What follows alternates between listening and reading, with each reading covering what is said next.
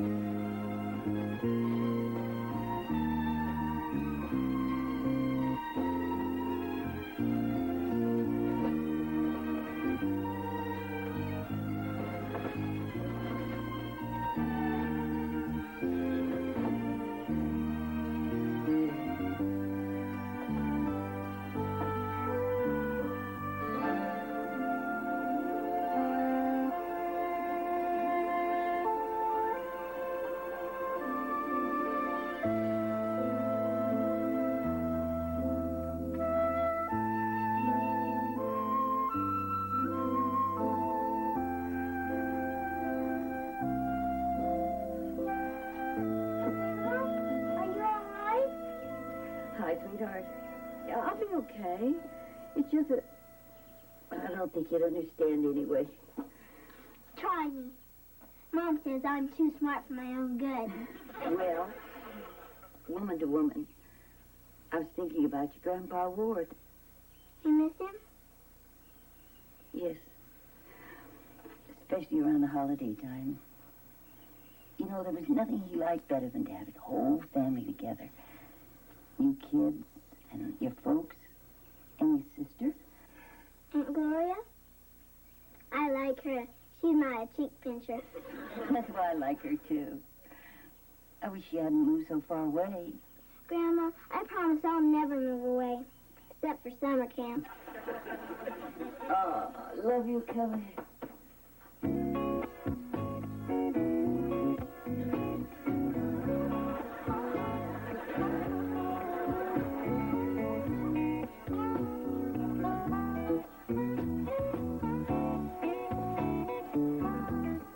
Happy Thanksgiving, kids.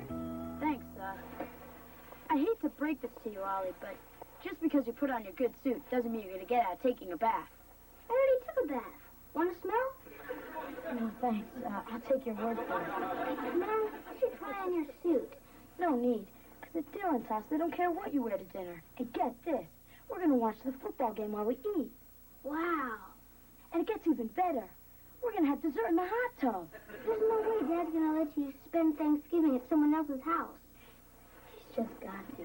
I'm not just begging like a little kid. You saw my proposal. I covered every objection he could possibly have. Oh, yeah. It was real good. Only it's too bad the E wasn't working on Grandma's typewriter. Don't worry. I'm sure he got the gist of it. How are my guys today? Happy Thanksgiving, Dad. Ah, thanks, Al. Oh, boy, do you look terrific. Why don't you go down and show your grandmother how good you look?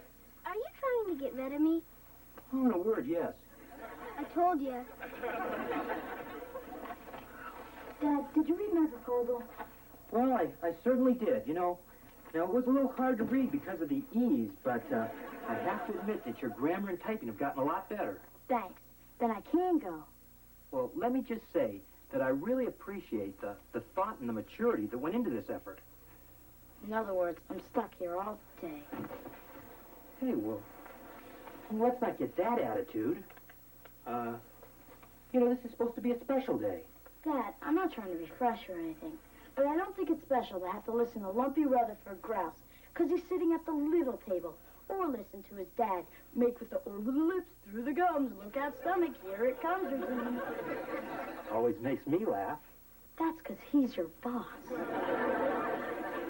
I know it's important to you to be with your friends, but I think it's more important for you to be with us. If that's what you really want, you got it. Thanks, son.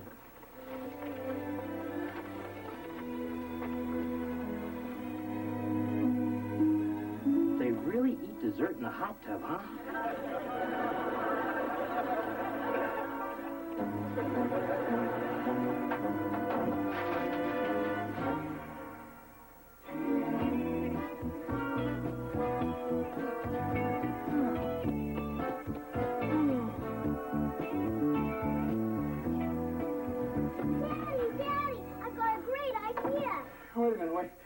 Wait till the feeling comes back to my legs.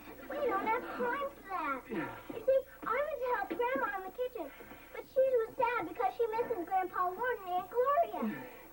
Well, we all do, sweetheart. That's why I think we should get Aunt Gloria to come to dinner. Yeah, that's nice. We'll do that sometime. No, I mean tonight. What do you think? Huh? Well, it's a good idea, but, Gloria probably has other plans, and I'm sure the airlines are all booked up. Okay. I guess we'll have to think of another way to make Grandma happy and get her through the day.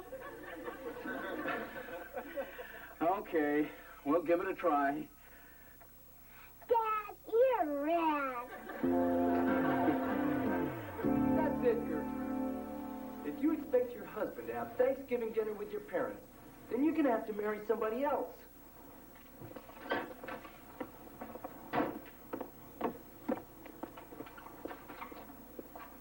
Dad, wait.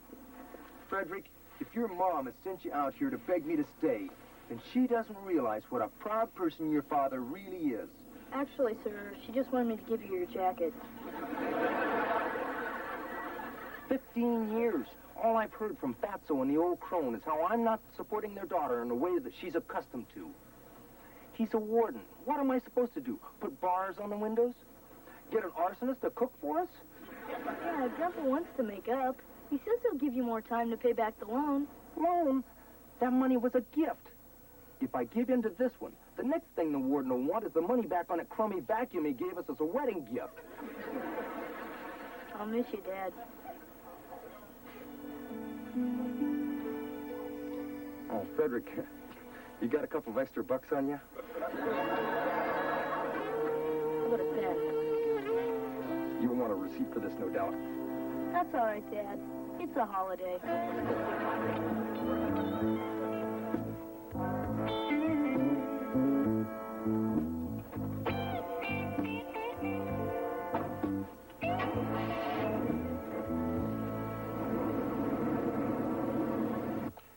Now, if we pull this off, you got to promise not to tell anybody, okay?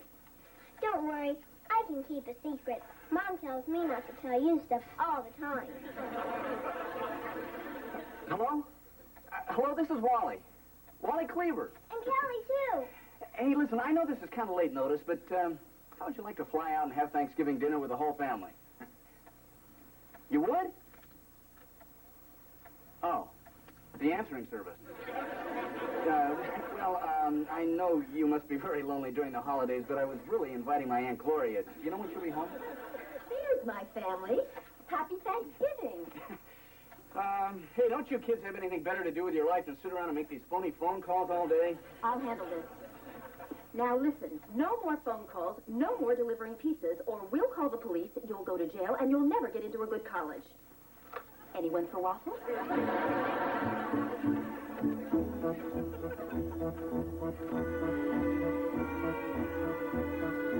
are you doing?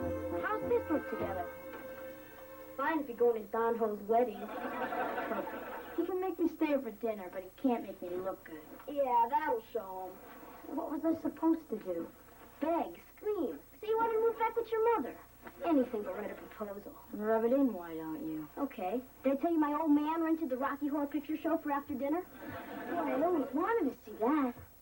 So go on. Ask him again.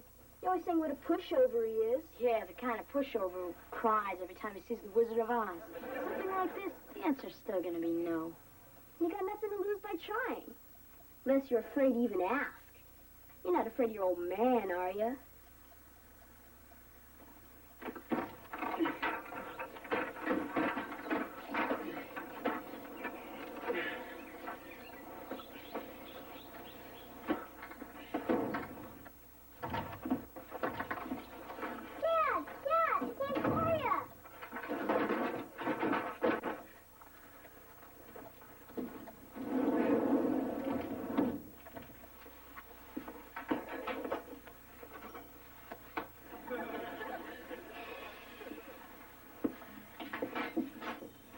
Hey, Dad, nice gloves. Dad, I know we talked about this before, but I really feel I'm going to be missing something if I don't eat at Dylan's. If you feel that strongly about it, you can have your dessert in the bathtub. Grandma. Don't look at me. This time I happen to agree with your father. Dad, I really don't understand. I spend every holiday with your friends. And the one time one of my friends invites me over, and you won't even consider it. I did consider it, and I told you how I felt. Look, Dad, Grandma, I'm not the kind of kid who gets in trouble. I try hard in school, and I haven't beat up Oliver in months. Even though a couple of times he was really asking for it. Why are you making me stay here? Kip, you act like spending Thanksgiving with your family is some kind of punishment. It's not that. Just that I feel I'm old enough to make some choices of my own. Especially something like spending a few hours at a friend's house. Kip, I'm afraid as long as you're living in this house, you're going to have to abide by your father's decisions. That's right. And when you get to Dylan's house, I want you to thank his parents for having invited you over, wash your hands before you sit down, and wait a half hour after you eat before you get in the hot tub or you'll get cramps. You mean I can go? That's what you want, isn't it? Yahoo! Have a nice Thanksgiving. Beaver, I don't understand. It's Thanksgiving. I think families should be together. So do I. But I think that's something Kip's going to have to learn for himself.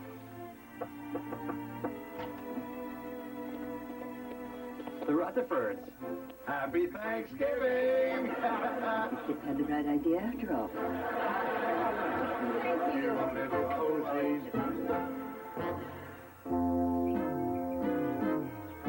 Okay, girls, over here. You ready? Here we... Charlie, you get back there. Hey, what's so funny? I don't know. Are you having a good time? Yeah, it's Thanksgiving. Everybody's here except for Kip and JJ's mom. She went to the fat farm for the holidays. Yeah, last year she gave me 16 pounds between Christmas and New Year's. I hope I don't get her metabolism. Hurry up.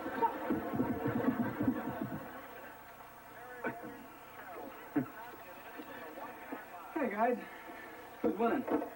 My bookie. Why don't you get some new material? Well, who are you, Rex Reed or something? No, I'm sorry. I'm just mad at myself for letting Kip go to Dylan's. Hey, no, Theodore. You did the right thing. You're a terrific father.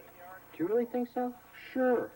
My dad never let me do anything I wanted, and I resent him for it. Come on, Lump. That was a long time ago. Oh, yeah? I had tickets to this game, and he made me come here.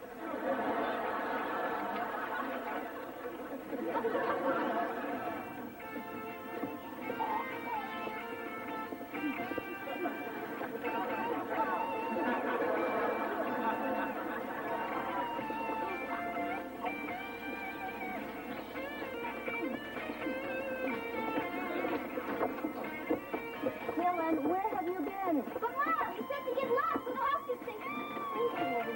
I didn't mean all day. Come on in and get cleaned up. And you better be getting home too, Kip. Oh, he's eating with us tonight, Mom. He is. You know you're welcome here anytime, Kip, but on Thanksgiving we like to have just the family. It's sort of a tradition. Hey, Mom, what is this jive? Maybe next time you'll ask. You, inside. I'll see you later, Kip. Okay, bye. Hey, man, I'm not going to let this pass. From now on, I'm going to make their lives miserable. Thanks. Maybe I could do the same for you someday. Dylan! I'll call you in a half hour. Don't bother. After I beg to leave, how can I go home? Hang in there, bud.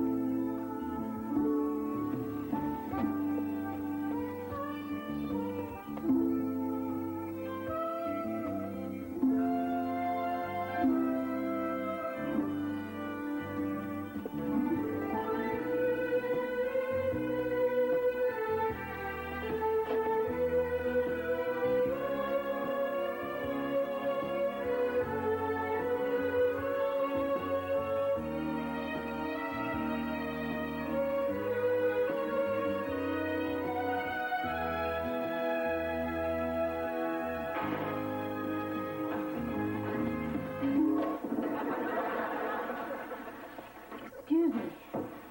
Can I have a grilled cheese with tomato and a glass of water? Change that to a turkey sandwich and a milk. Put it on my bill.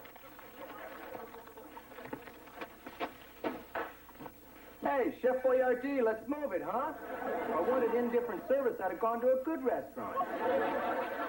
Thanks a lot, Mr. Haskell. Yeah, no sweat. Hey, what are you doing here? Freddie said you were supposed to be eating at Dylan's. I was. Yeah, what'd you do? Put the moves on his big sister?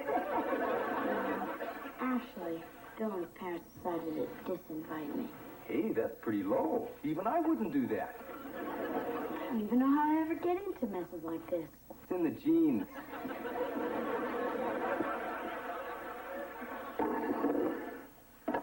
Will you look at that? She get more turkey at the rescue mission. They're free or poppy seeds. What a dive. At home about now, all you can smell is the rolls cooking. Oliver and Kelly be making puppets by putting olives on their fingers. Pretty soon, Grandma will bring out the turkey, and Mr. Rutherford will crack everybody up with that funny toast. over the lips. That's where I'm gonna go. Hey, you know what I'm doing? I'm playing the world's saddest song on the world's smallest violin. Look, if that's the way you feel, quit boring me and go on home. I can't. If my dad found out he was right this time, I'd never hear the end of it. Maybe not, Squirt. You know the old Beaver. He may not be Obi-Wan Kenobi, but he's got a big heart and a real forgiving nature. Think so? He's still talking to me, isn't he? But you know, the longer you let it slide, the harder it gets to admit you were wrong. I guess you're right. Thanks a lot, Mr. Haskell. I appreciate it. Hey, Sam, don't go spreading it around. I got a reputation to protect. Get out of here. No.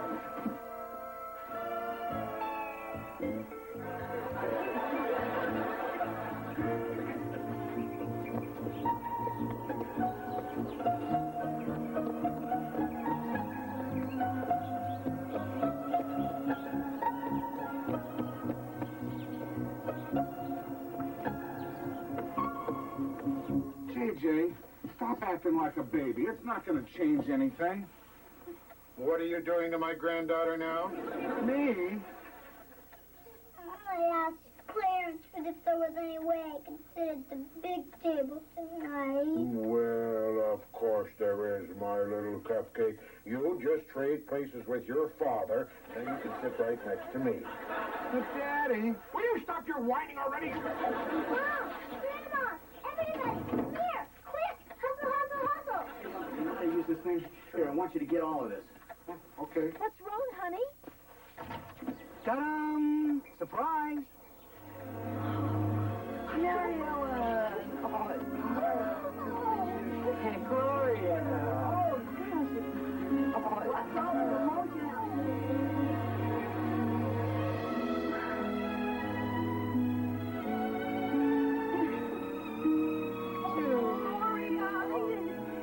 It's been so long.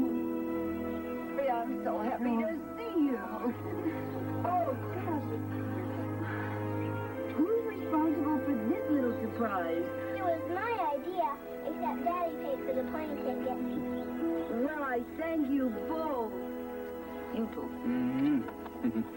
Beaver, where's Kip? Well, you see, I kind of let him, Here I am. Look how handsome you look. Oh, wow. Well, now that we're all here, shall we eat? Right, good idea. And here's your whipping cream.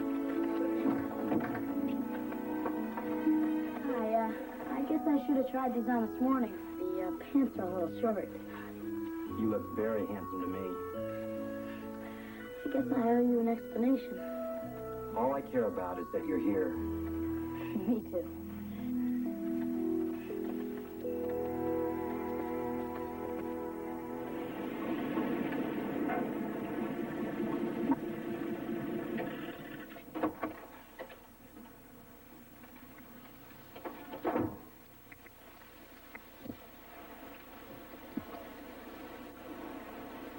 No, don't let me interrupt. I was just passing by and... No, actually, I'm here to straighten things out about the money. Because I sure never wanted to screw up on you, sir. You see, Warden, the only time my old man had any use for me is if he needed a target for hollering practice. And you've never been anything but great to me. I remember when we were first married and living with you guys up in Leavenworth. That whole summer, we just sat out on a porch, listening to the dogs bark, talking the night away. I've missed you, Warden. I swear I'll pay you back someday. But until then, I'd just like us all to be together again.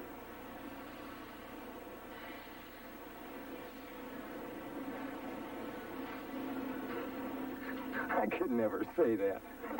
No way.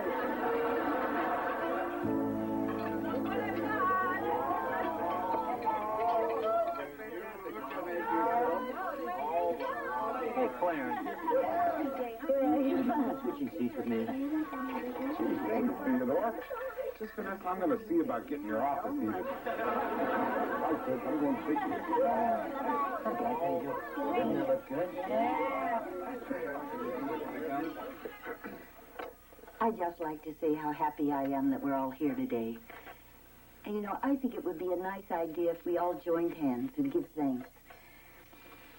Because at a time when people seem to be drifting apart, our family and our friends keep growing closer.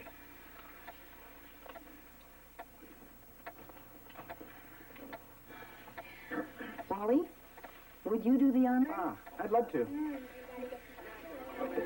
Hey, Wally, save me the front half. Just like to add one thing to that. Over the lips and through the gums, look out, stomach, here it comes.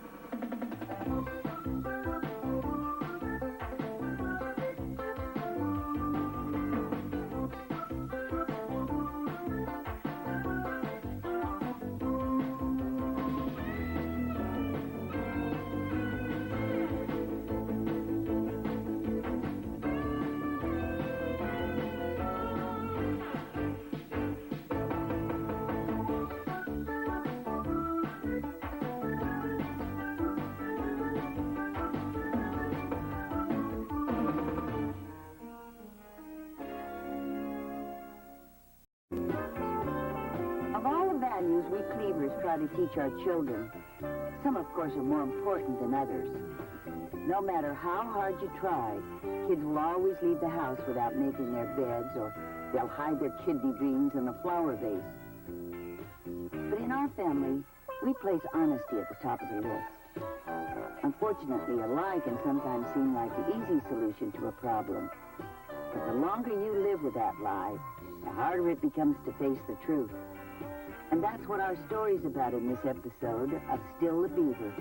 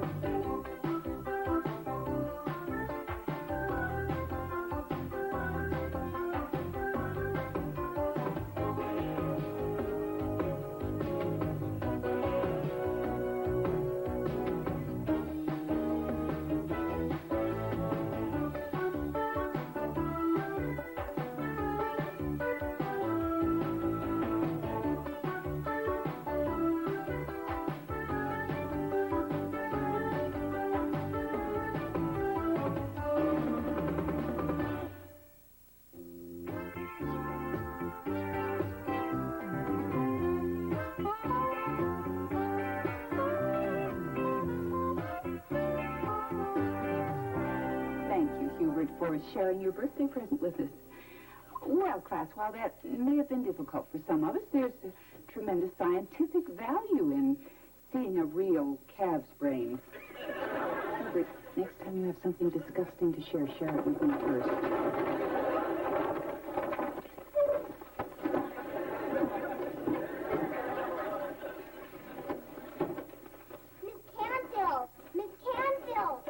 Okay, Melissa.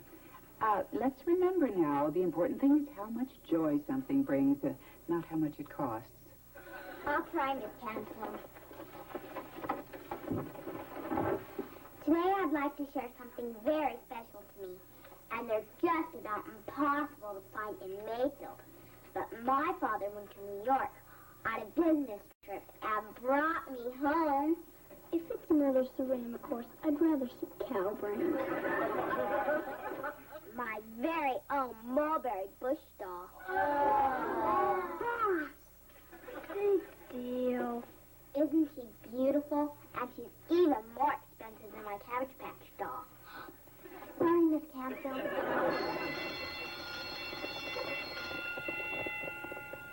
Look at her. I hate her. Me too. I bet that stupid thing isn't even a real mulberry bush doll. J.J. Rutherford, where are you going? Just to get a closer look. Make sure it's real.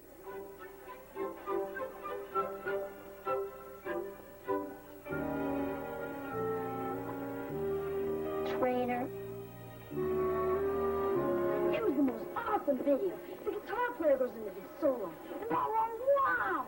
Then the guitar turns into this humongous snake. Then the whole band becomes spiders eating young flies. Grandma thought it was different, but my dad's making it sound like concert tickets. Quick, hide me, kid. Hide you from what? That. Get serious. She won't leave me alone. She's supposed to kiss me all day. She's sick. You're on your own.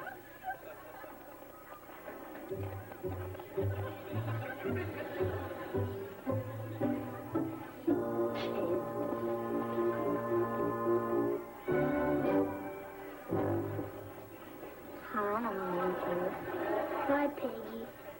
Want to walk me home? Yeah, but, So who's my day to take down the flag? Lost. No, you can't. And another thing you can't is sit next to me at lunch, or stare at me during recess, or always go, What happened to us, Oliver? there is no us. Because any girl that will dress up like a doll is a real mushhead.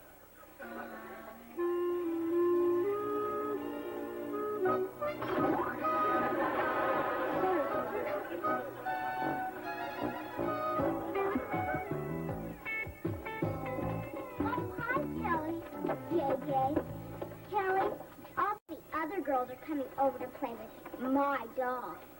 My mom says I should even be nice to unpopular girls. So, you're invited too. Why would I want to play with your mulberry bush doll? Well, since you don't have one of your own, it's the next best thing. I do too have one. I just don't have to brag about it. You're lying, Kelly Cleaver. Am not. R2. Am not. Okay, prove it. Bring it to school on Monday. Well, okay. You all heard her. Monday. Perfect. Enjoy your weekend, if you can. Kelly, how could you say something so stupid? I don't know. I just opened my mouth, and that's what came out.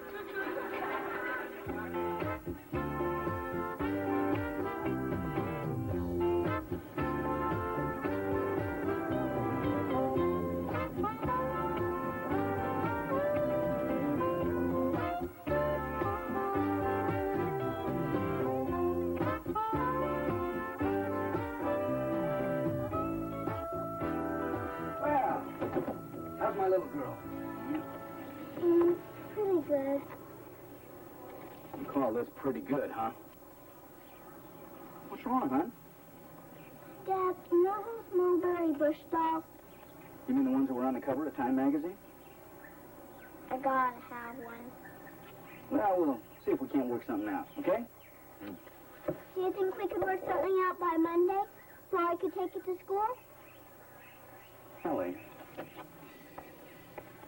you didn't tell someone that you already have one of these dolls, did you? No. I told everyone. Can we move to China? Well, now, you know what you did was wrong. I know. I just cracked. It's not Melissa again. Well, I don't approve of what you did. But, there's no law that says a father can't spoil his little girl now and then. Oh, Daddy, I love you. And you don't have to buy me another present for the rest of my life. You really mean that? Probably not.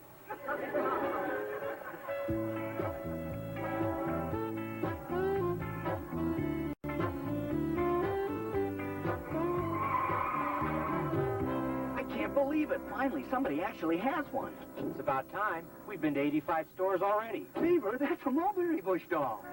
That thing? That's what we've been dragging all over the county for? I thought it'd at least look cute like E.T. I don't care what it looks like. They've got one, and it's mine. Kelly's.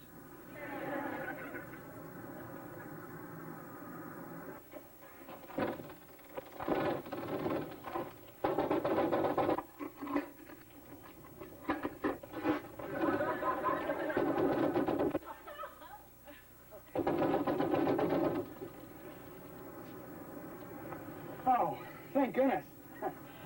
Hey.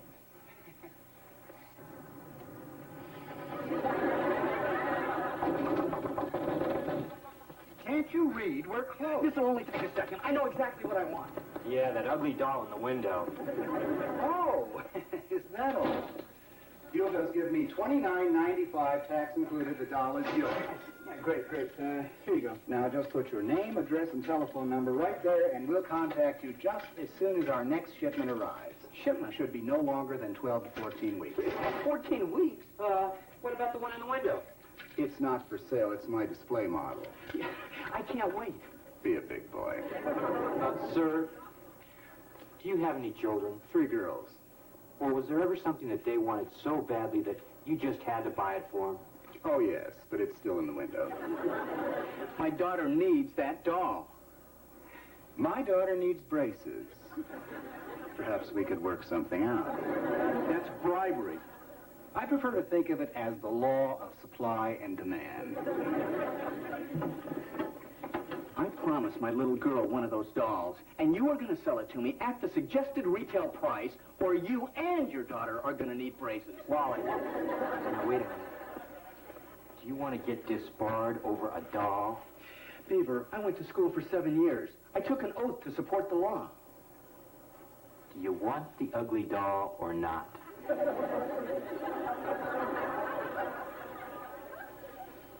You think he'll take a check? Look, Wally, I know it was expensive, but you probably got the last one in the whole state. Yeah, for $120, you'd think you would have gift wrapped it. Mine was only 79 cents. I think it's a lot cuter. Yeah, boys are easier to please.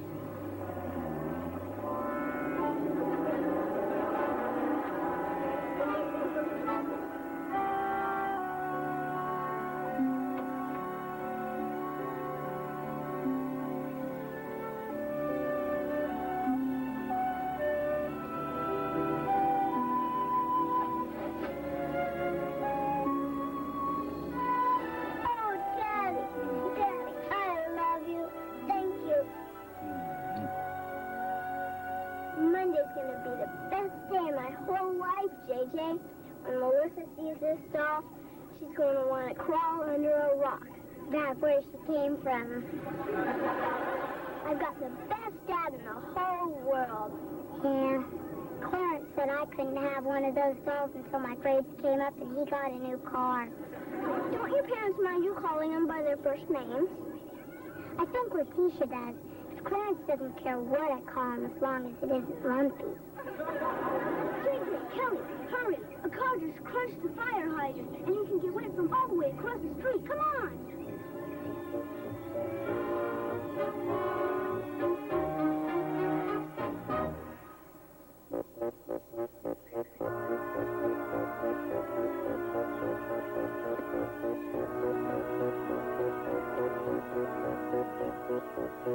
Come on, Ollie. Be a man. Show me what you're made of. Well, why aren't you doing it? I did it once already. It was real good. But it says right here, do not remove under penalty of law. I'm still here, aren't I? Well, Okay, I'll do it. But if I get sent to the slammer, you'll have to eat your own string beans. Okay.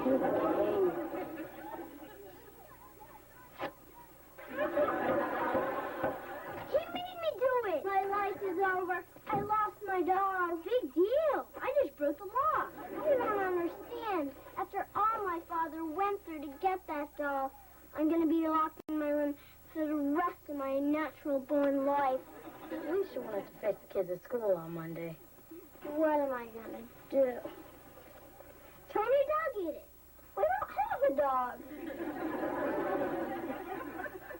Get Uncle Wally to buy you one. Then we can play with it. Ollie, I've got grief here. Don't have a cow over this, Kelly. There's got to be something we can do. Why don't you borrow one? I thought of that. But I don't know anyone else who has one. Me neither. Except for that creepy, snail-faced Peggy Morgan. Oh, no. I know what you're thinking. Please. I ain't going over there. Not for you or nobody. I'm not nobody. I'm your cousin. We're family. We help each other. Besides, if you don't go, I'll tell Dad who put the bubble gum in his bowling ball. Oliver, I was surprised to hear from you after you called me a mushhead. It was the end of a rough day. We should go out of dolls. Once in a while, I'd like something else, but my parents have no imagination. Oh, this is pretty fancy stuff, huh? Thank you. I only bring these plates up for special occasions. For every day, I use Flintstone-ware.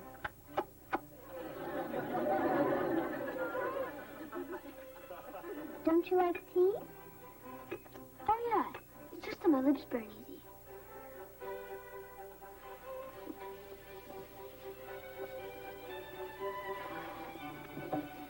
So, tell me about yourself. Well, first I was born, then my parents got divorced, and now I'm in 4th grade. Do we have a lot in common? Probably not, because I'm a boy, and I like cars, getting dirty, and dinosaurs.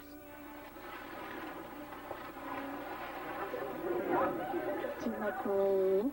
The funny thing about dinosaurs is, even though they were real big, they were pretty stupid.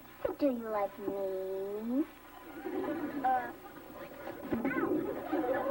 Oliver, I asked you if you liked me, and I'm not going to ask you again. That's a relief. Don't you just say it? You hate me, don't you? Yes. You're a sappy girl who lives with sappy dolls and drinks sappy tea. And the only reason I was even trying to be nice to you is because my cousin Kelly needs to borrow your sappy mulberry bush doll so her whole class don't laugh at her. And she won't have to move to China. But it ain't worth it.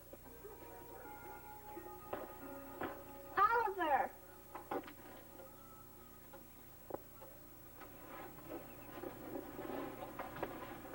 Give this to Kelly.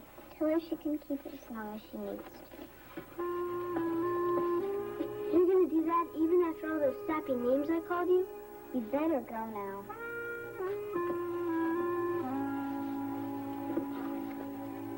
Bye.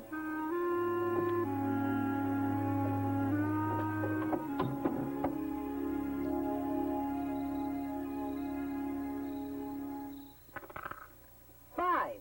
1, 2, 3, 4, 5. General knowledge. Oh, I'm good at that. All right, Mrs. Cleaver. Your question is, how many stars in the Big Dipper? That's general knowledge? Come on, just take it. Hey, now, wait a minute. No looking out the window. That's cheating. 23. I'm sorry, Mrs. Cleaver, but we do want to leave you with a year's supply of bean dip. I don't know why this game is so popular. 2. Geography. Good luck. Kapu is the capital of what country? What is that, Mom? Kuala Lumpur. Is the capital of what country? Malaysia.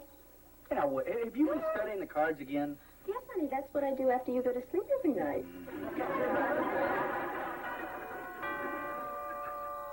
Oh, I'll get it. Here, Mom, take my turn. 4. 1, 2, 3, 4. History. All right, Mrs. Cleaver, now take your time. Who is buried in Grant's tomb? Ulysses S. Grant. General and Mrs. Grant. This game is the product of a sick mind. You won't believe this. Kelly, get down here. Kelly lost her doll in the park, and a little boy found her name in it and brought it home. It's going to take a load off her mind. Yeah, Dad? Kelly, What is it, Dad? I rotated my tires today. Again? Yeah, well, you never can be too safe. Are you enjoying your doll? Oh, Daddy, I love her. And I'd never let her out of my sight. Yes, I can see that. Well, we'll be up in a little while and say goodnight, sweetheart.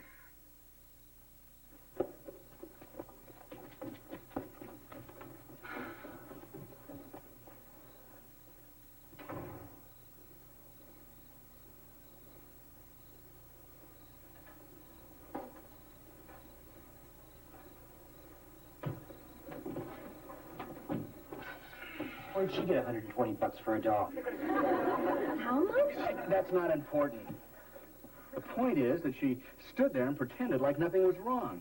And you stood there and let her get away with it. Under the circumstances, I think it was the best thing he could have done. She knows she did something wrong. If I know my granddaughter, she'll be down here with a little confession any minute. And if she doesn't? Don't ask me. I only raise boys.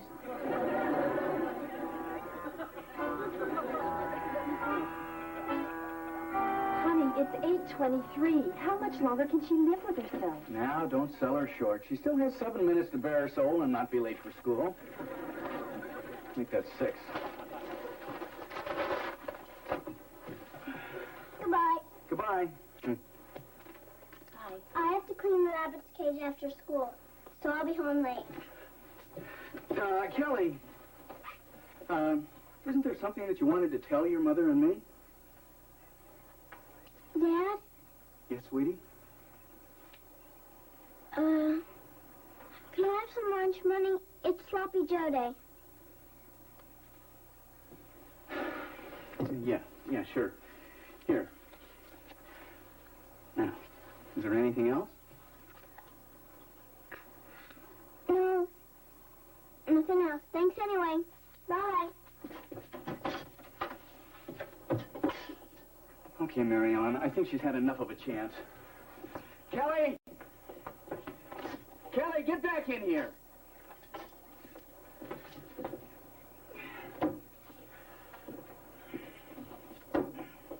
Something wrong, Dad? No.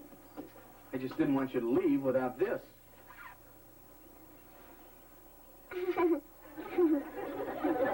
Kelly, if you lost your doll, why didn't you tell us about it? I wanted to, except what good would that have done? You wouldn't let me get another one. And all the kids at school would have thought I was lying. But you were lying. Only until Dad bought me the doll. Wally? Well, yeah, but there was a good reason for that.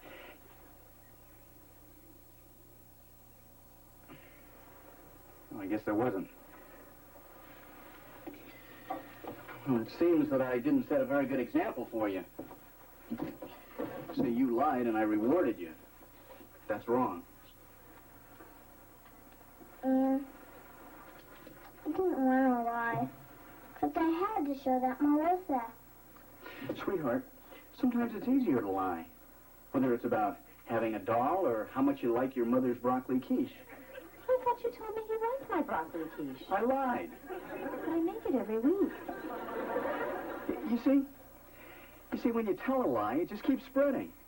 And then you have to cover it up with another lie. Like we did with the doll. But if you tell the truth, it may hurt in the beginning. But in the long run, you won't have to eat green quiche every week. Now, does that make any sense to you? I kind of knew what I did was all wrong. But I was hoping I wouldn't have to learn my lesson until after I showed Melissa up. Could I wait a little longer? That's up to you, Kelly.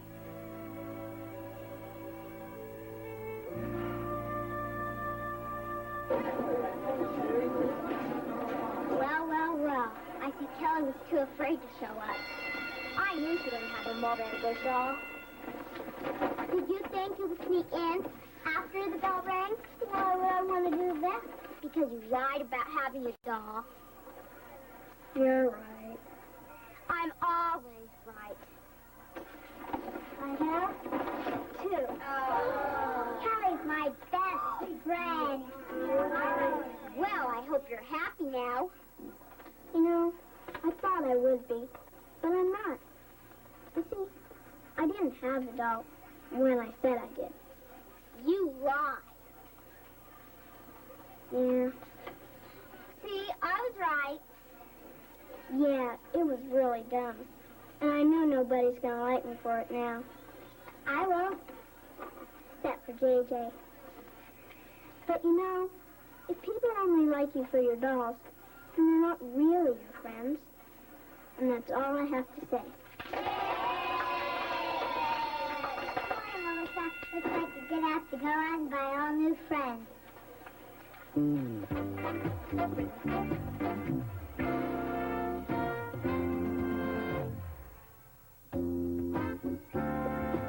Hustle, we've only got 5 minutes. Dad, you have to go inside for me. Kids will think I'm a whimper. Get it. The last time you had a dental appointment, you buried yourself in the sandbox. Dad, wait. Now, wait a minute. I don't care what your horoscope said today. You are going to the dentist. It'll only take a second. Okay, but just a second. I'm parked in the bus zone. Hey, you. Here's your doll back. Thanks for the loan. You're welcome. You know, you're really not such a bad guy for a girl. And I probably would like you okay if you didn't always chase me around and go... I guess I have been a little obvious.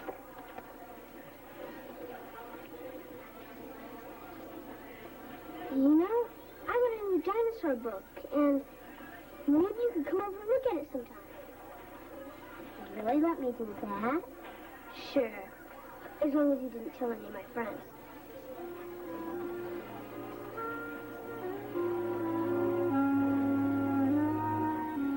Oliver, that was very nice. I'm very proud of you. Yeah, I figured after that, going to the dentist will be a cinch. What a man.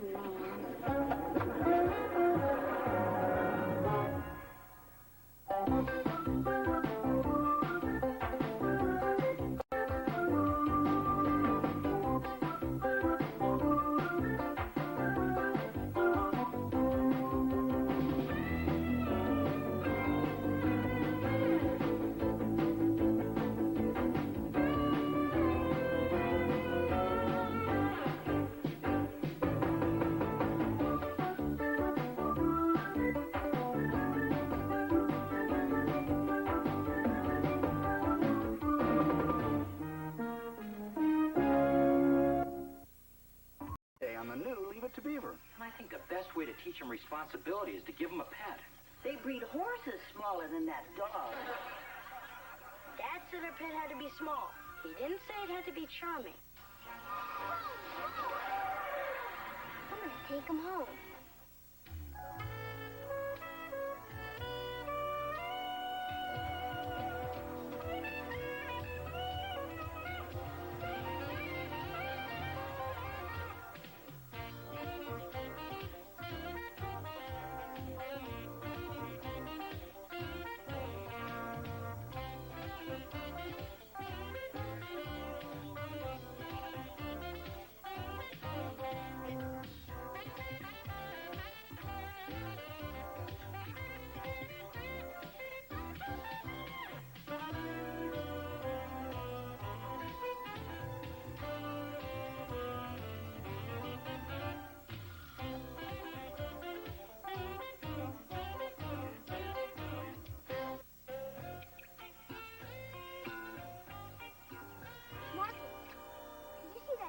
Godzilla movie last night? No, I got sent to my room for losing a tooth. Just for losing a tooth? Well, it was in my brother's mouth at the time, but I think it was loose anyway.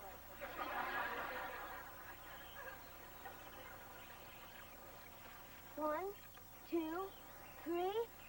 Uh-oh. I think I just killed a fish. You have some imagination, Oliver. Me?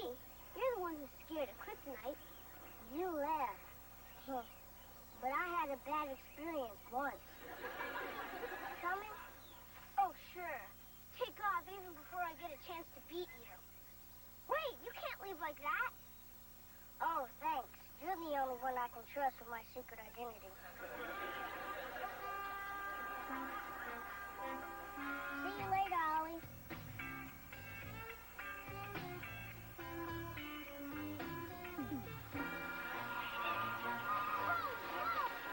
Marcus! Wait up! There's a lead out here! Marcus, wait up! 1, 2, 3. Keep it flexed. 4. Body's tight. 5, 6, 7, 8, 9. Tenor and 1, 2. Keep going. 3. 6. Come on. I knew you'd love her. What is this thing doing here? Well, that bankrupt butcher that I represented finally paid me. Dog is all he paid you? Oh, no. No, this is just the first installment. She's going to have puppies. Maybe we can find out who her friends are and throw her a baby shower. Hey, listen, Mary Ellen, this is no ordinary dog. She's a purebred. Do you have any idea how much those puppies are going to be worth? Money is not the issue. You're absolutely right. The issue here is security. Sonia is a ferocious watchdog. Check this out. Your money or your life? Mama, come on.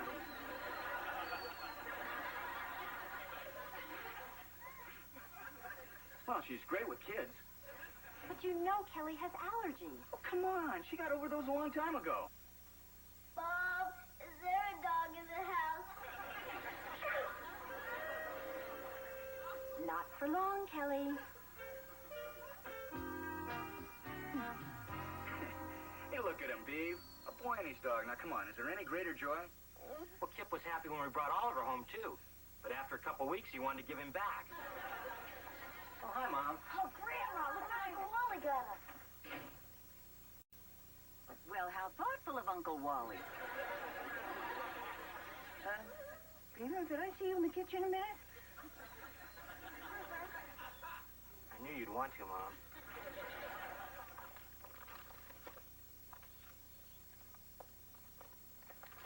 I guess you want to talk about the dog, huh, Mom? Beaver, whether the dog stays or not, that's your decision. I can always be happy in a condominium. Don't worry about it, Mom. If Wally and I couldn't keep the alligator, the horse, or the monkey, I guess the boys can live without Moby Dogs. Dad, Grandma, I just saw a monster. That's just Wally's dog. No, down by Miller's Pond. A real live monster. Now, Oliver, you know better than to tell tall tales. Why don't you go get washed up for dinner? I should have known. No grown-up would believe me. In a couple of days, they're going to forget all about having a dog. Dad, thanks for the neat dog. Wow. Think about it, Mom. Is there any greater joy than a boy and his dog? Yes, a grandmother and her clean house. I hate always having to be the bad guy. No, you can't have a pet. No, you can't watch TV. No, you can't go skydiving. Beaver, I don't want to deprive the boys, but do you honestly think those boys are responsible enough to care for that dog? I don't think Tarzan could care for that dog. Well, then go in there and tell them before they get too attached. I want this meal to be special, sweetheart. I made the same thing for Mary Ellen when she was expecting. Only, she didn't have to eat it off the floor. Come on, girl. Here you go.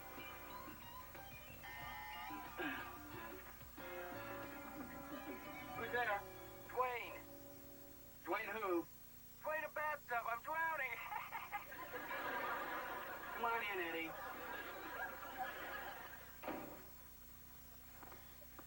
Hey, so how's the old flea bag?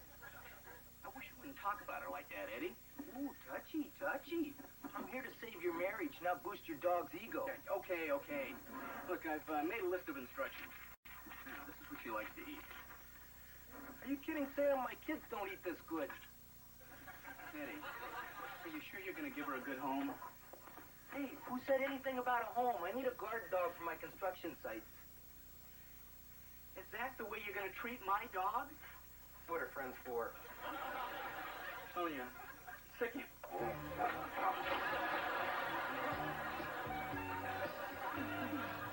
Where have you been? Out of Noah's pond, looking for the monster. But I think he's kind of scared of me. Well, where you were out fooling around, I got us the pet Dad said we could have. What is it? I'll give you a hint. It's warm, it's furry, and it loves to play. I'll bet I know what it is.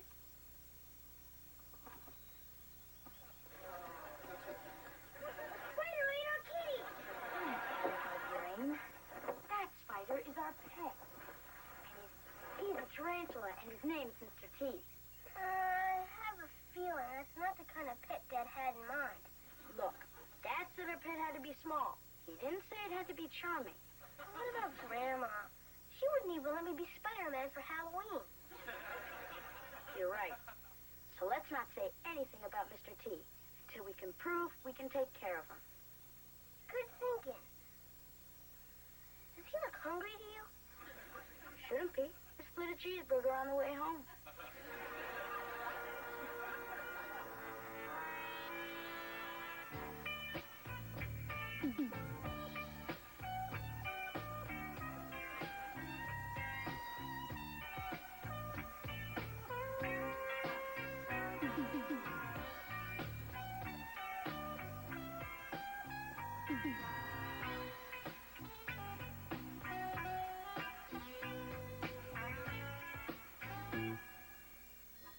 Holy Toledo!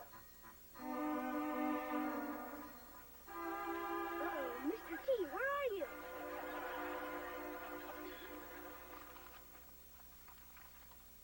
Beaver, would you pass the pepper, please? Sure, Mom. Thank you. Morning. Morning. Hi, Mary Ellen. What do you need? Can I borrow some eggs? Wally's used the rest of ours to make Sonia's Alpo omelet. They're in the refrigerator. Want some coffee? Love some. Well, I finally told Wally, either find a home for Sonia by this weekend or build a doghouse with a guest room for himself. You're going to have an uphill battle, Mary Ellen. Now, Wally's always loved animals. When we had a problem with mice, he locked the exterminator in the basement. Any toast? Help yourself.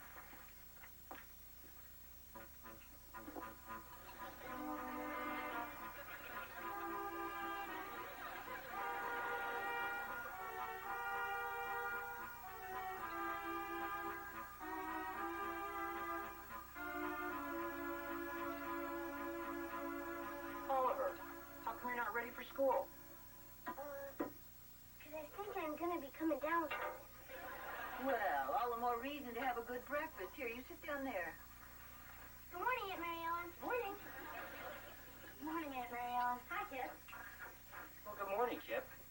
I suppose you're going to be coming down with something, too. Yeah, well, there must be something in the air. Or on the floor. Well, come on, sit down here. I'm not serving breakfast in shifts. Jelly in the fridge? Uh-huh.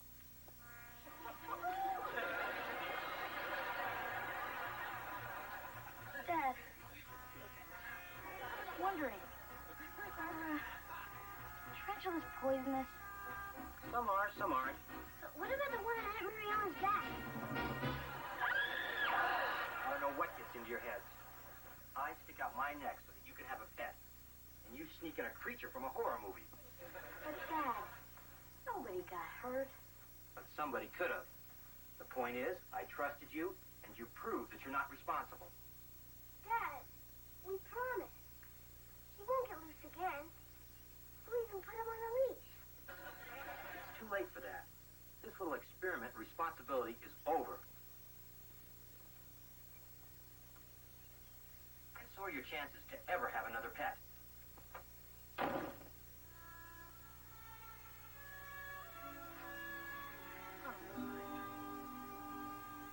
So Mr. T's history, huh? Yeah. We traded him to the pet store for a rubber ball with a bill in it. How'd Jonna take it? She didn't say a word about it. As a matter of fact, she hasn't talked since it happened. Man, you got off easy. If my spider attacked my aunt, I'd be be hanging on some satellite right now. I'm scared of monsters. Get a grip, Ollie. There aren't any monsters in Mayfield, except for that weird guy who talks to himself in the post office. Oh, yeah? If there are no monsters, then where do these tracks come from?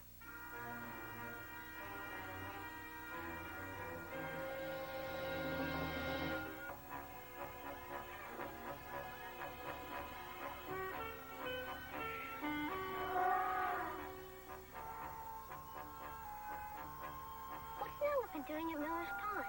I don't know. I'm not an animal psychologist. I better call someone to come pick him up. No, don't do that. I saw on the news once where this elephant escaped, and they shot him with big tranquilizer guns, and he died. Well, I'm not going to let that happen to him. What are you going to do? I'm going to take him home. Be careful. After what happened with that spider, you'd be taking a chance bringing animal crackers home.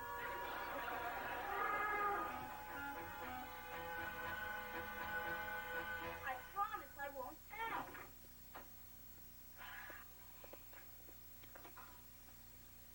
I'll tell him. Stinky! We're going to hurt him and maybe shoot him. And we got to protect him. Ollie, where are you? We're in the garage. Blabbermouth.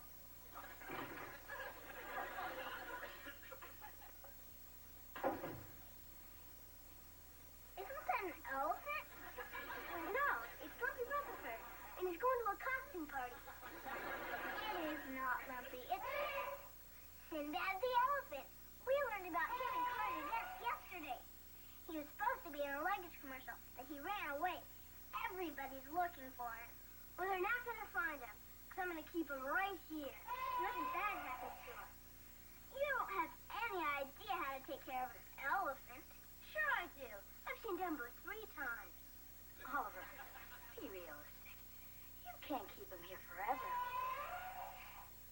Listen, if you don't want to help me, then fine. Just get out of here. Come on, Kip.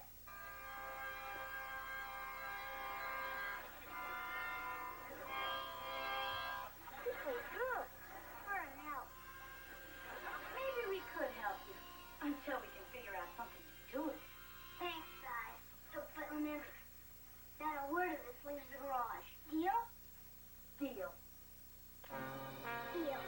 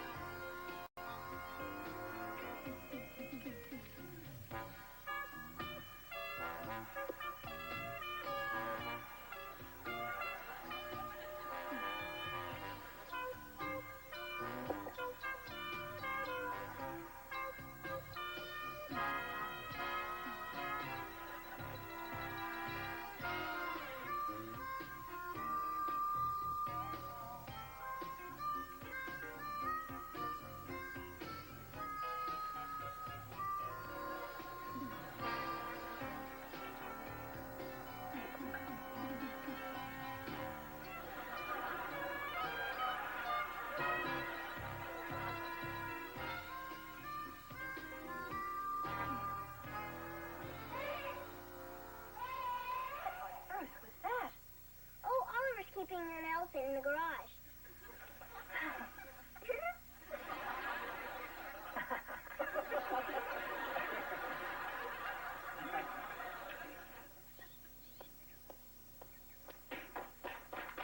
Dad, wait. What are you doing? Why's that door locked? I'm going to mow the lawn. I didn't know how to clear it with you.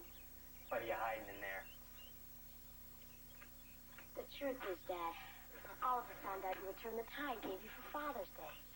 Oh, gee. I really didn't want that to happen. Well, he's in there, making you something really special. And if you saw it before it was done, it would really break his heart. He's got such a big heart for a little guy. Yeah. You know, here's a couple bucks.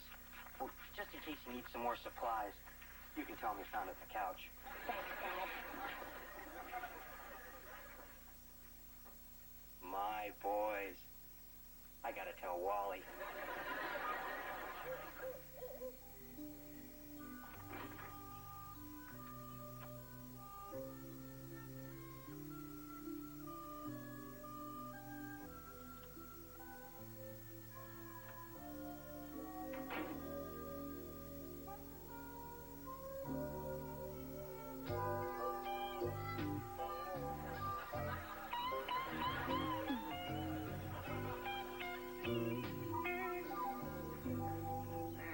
Get discouraged, girl.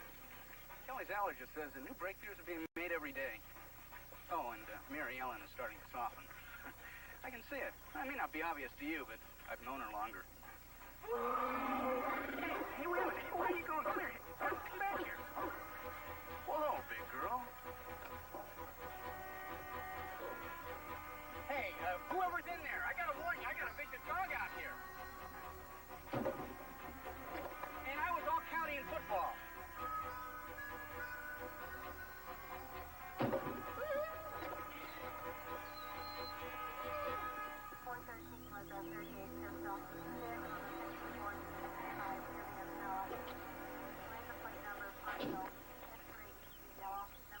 I just caught the news on my CD radio. So who you got locked in there, Beaver? The ex-wife? Good morning, Mrs. Cleaver. That's a very becoming robe you have on. Some things never go out of style. Thank you, Eddie. I wore it just for you. You in the garage. Come out with your hands up. This is your last warning. You have 60 seconds to surrender. Kip! Kip! Kip! Wake up! Wake up! What? What is it? Quick! It's Sinbad. There's coffee in the driveway and it's time. Ollie, wake up! Wait! Sit! Heel! Okay, your time's up. We're coming in.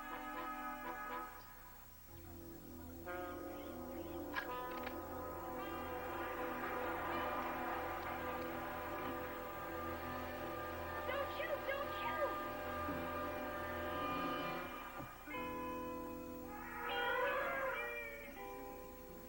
Happy Father's Day, Dad.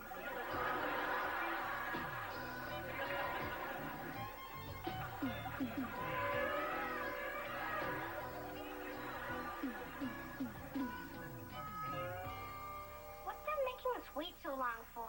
He's making us sweat it out, so we feel real bad about what we did. The only thing I feel bad about is getting caught. Want to come in, Mom? No, I think you know what has to be done. Somebody's got to talk to those TV reporters. Dad, Sinbad's gonna be okay, isn't he? They're not gonna punish him or anything. No, nothing like that. Why don't you guys sit down? As a matter of fact, the animal control officer said they're going to try to get the owners to put him in a wildlife park. Dad, we weren't trying to disobey you about having a pet or anything. Oliver just happened to come home with an elephant. It could have happened to anyone. We were just trying to protect him. Fellas, please. I know your hearts were in the right place. I was the one that was really off base. Just because you made one little mistake with that tarantula, I didn't think you were responsible enough to care for another living creature. But I was certainly wrong. We forgive you, Dad. Aw, thanks, Ollie. And you know, the next time I tell you that you can never do something again, remind me of the time that I told you could never have another pet. You mean we can have another pet? Well, as long as it doesn't have more than 4 legs and can fit in through the front door. What's the matter, Oliver? I thought you'd be a little more excited. It's hard for a guy to get all sweated up after he's had his own elephant. Yeah, I think I understand how you feel. Why don't you give it a couple weeks? Maybe you'll feel differently. Come to think of it, Freddie Haskell's cobra eggs are going to be hatching pretty soon. but I'll settle for a chameleon.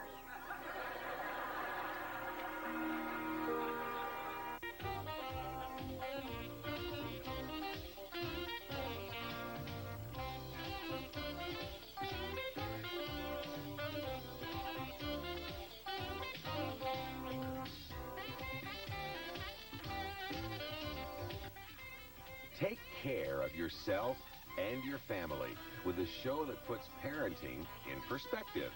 Join Debbie Van Kiekeveld tonight at 9:30 for Positive Parenting, only on YTV. My little girl got the lead in the class play. How about that? You don't understand. Sleeping Beauty's gotta get kissed by a handsome prince for 3 nights in a row. Yuck. Sleeping Beauty. I just hope she doesn't slug him in front of all these witnesses.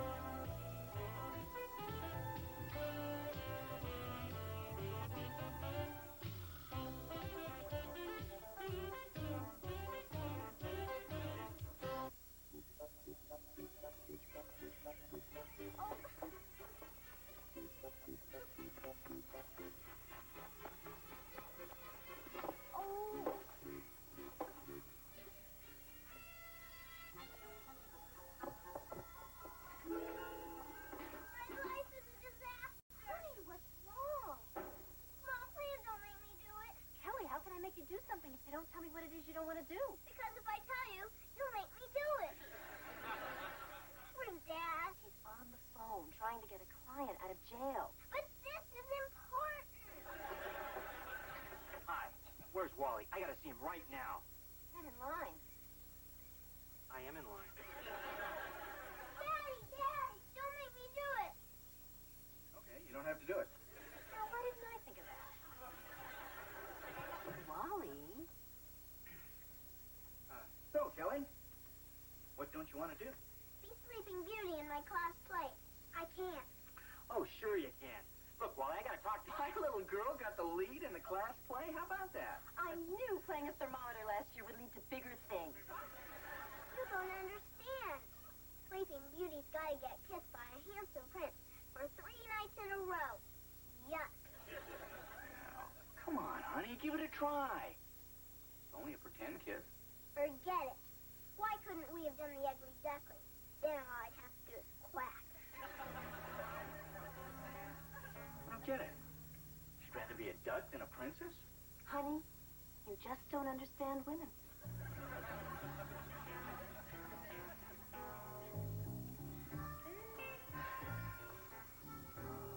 So, what's your problem, Beaver? Not my problem. Our problem. Floyd Sullivan's back. Hey, no kidding. How is the old guy? Oh, well, I'll tell you how he is. He's rich, he's handsome, and he's here to steal Mom away from her happy home and stick her on a 70-foot yacht in Key West. Who told you that? He did, when he called up to ask her out. Oh, come on, Beav. She wouldn't marry the guy 2 years ago. Why would she do it now? Well, think about it, Wally. She used to have time to be with her friends, travel, sit on the city council. Then bingo, I move back home, you move next door. Suddenly, she's a full-time grandma. Floyd's her ticket to excitement. Boy, now I'm starting to feel bad. Mary Ellen and I never think twice about going out on the town and leaving her home with Kelly. Well, it's not that the kids and I couldn't manage without her.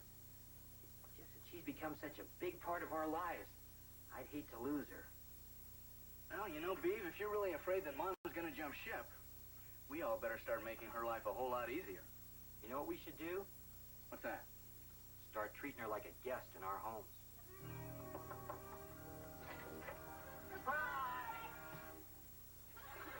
She's already gone to Florida. Grandma, thank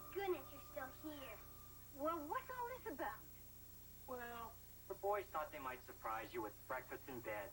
Oh, I'm supposed to smash a bottle of champagne over the new city shuttle bus this morning.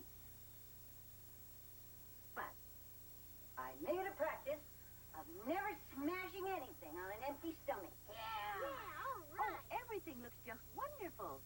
Toast and bacon and eggs. I hardly know where to start. Sorry for bacon. Oliver dropped it on the stairs. Well, what's up on his sleeve? Why don't you just start with the juice? I'll get it. Oh! Let's sweeten this up. Now look what you did. Grandma's gonna leave us for that guy Floyd for sure. Oliver, wherever did you get that idea? From him. Why don't you guys take that stuff back down to the kitchen? I think your grandmother wants to have a word with me. Grandma, don't ground Dad. We still need to ride to school. I'll take that into consideration. Beaver, what have you been putting in those boys' minds? Well, it's pretty obvious, isn't it, Mom? Lloyd Sullivan's back in town, and the boys are afraid they might lose you. Is it only the boys? Okay, I'll admit it. It's Wally, too. Beaver. Well, Mom, I'll admit, the thought did cross my mind. But if you were to leave, who'd be here when the boys got home from school? And to make sure that they ate right and help me raise them. If your world is so threatened by my having one little date, then you've become far too dependent on me. Who knows, if I left, it might be the best thing for all of us.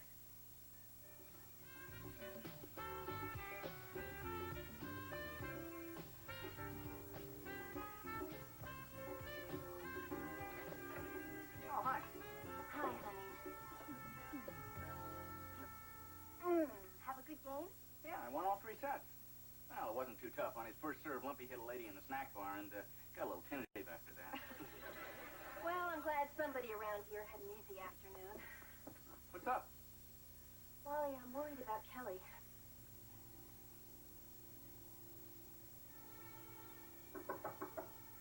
Honey, can we talk to you? Kelly, honey, can your mother and I come in, please? Okay.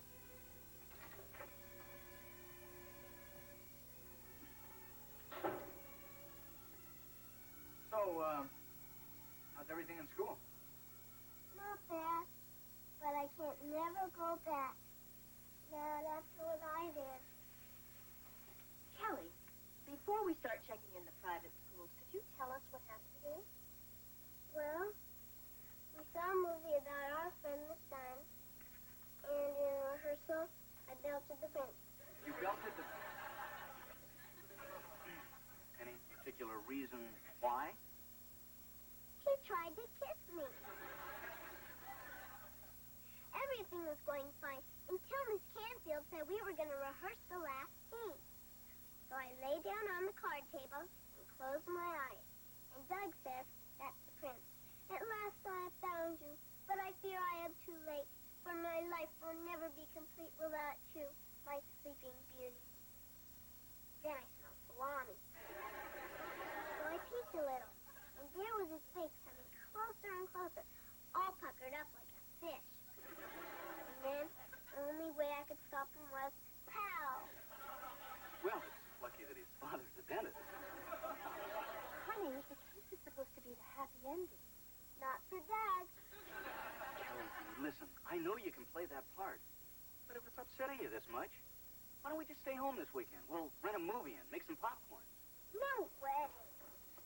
Okay, Kelly. What's going on? You want to be in this play or not? I don't, but I got to, or else everyone will think I'm a loser, and I'll never get picked for anything again except banging a racer. Well, okay, stay in the play. But tell Miss Canfield that you want a less demanding role, like a peasant or a rock.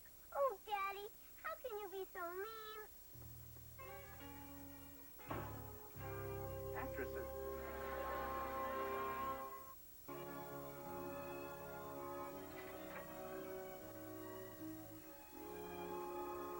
Come on in, sweetheart. Grandma, I know I'm not supposed to bother you, but can I watch you get ready for your date? You certainly may. And you can bother me anytime you want to. sorry I can't come to your play tonight. But Floyd's only in town for one day. I'll come tomorrow night. With Uncle Beaver? Uh-huh. Shouldn't you be in your costume by now? I guess so, but I don't like it. Looks lovely to me. On you, maybe. You're beautiful. I hate the way I look. Please, sweetheart. You're the most gorgeous young lady I've ever seen. No, I'm not. My hair's stringy, my eyes are too far apart, and I got a neck like a stack of dimes. They probably would pick me for the part because they felt sorry for me. Kelly Cleaver, you remind me of a youngster who was so afraid they were going to have a pug nose that they slept with this awful contraption to flatten it out. Is this going to be another one of those stories where the kid turns out to be you? Nope. This time it turns out to be your father. Mom said we have the same nose. Kelly Cleaver, you come over here. I want you to take a good look at yourself. You know, if we're... Take your hands away from your nose. Come on, open your eyes. You know, if we're only looking for imperfections in ourselves, we're surely going to find them. You know something? I hate to be the one to break this to you. But, honey, you're a knockout. No. Really? Mm-hmm. Just look at those high cheekbones. You get those from my side of the family. I never saw them before. Well, all the top actresses have them, but none of them have eyes like yours. They open and close good, too. I bet you'd just be stunning in that costume. Let's go put it on.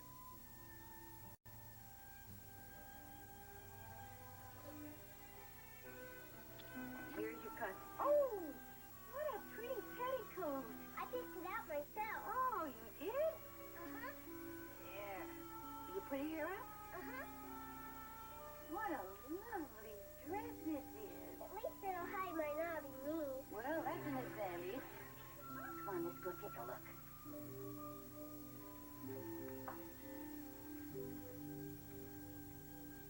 I still got a neck like a stack of dimes. Well, so did Cleopatra. And Audrey Hepburn, and even your grandmother. Look, I'm going to let you in on a little secret. Put your hair up. See? No, Grandma. You're right. I am a knockout. Yes, you are. And it's not just because of the way you look either. It's because of who you are. It's your sweetness and your curiosity and your sense of humor. That's what's going to knock that audience right off their feet tonight. Thanks, Grandma, for always being there when I need you. Oh, I love you, Kelly.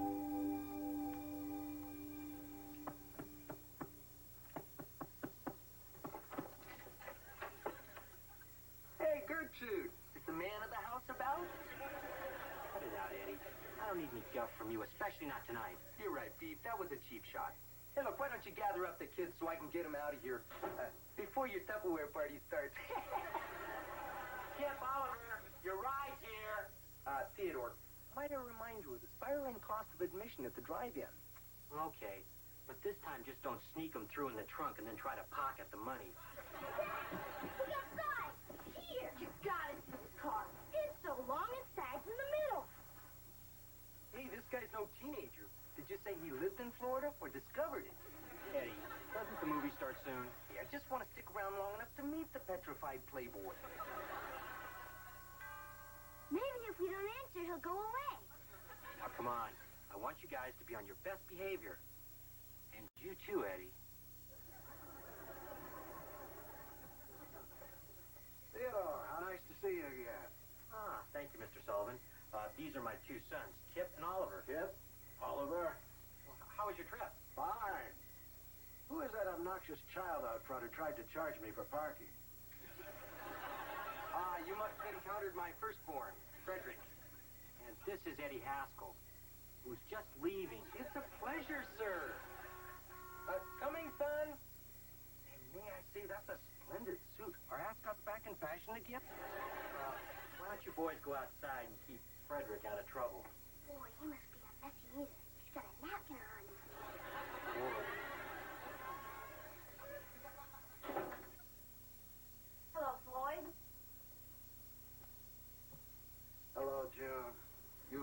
wonderful, as always. I couldn't agree more. Thank you, Eddie. Eddie, you know, I think the kids are waiting out there. Hey, now we're just getting to the good part. Oh, I just love to see old-fashioned sentiment like this. Makes me think of my grandparents' 50th anniversary. He bought her a corsage, too. Only he forgot to give it to her. He just stuck the pin in her arm and kissed her. Shall we? Mom, have a great time. Thanks, Beaver. Oh, Floyd, if you feel drowsy, promise you'll pull over. That young man is the most appalling jerk in my memory. You don't think to hurt your mom's chances with the old guy, do you? No, Eddie. This time I think you did just fine. Hey, lay off the horn! Excuse me.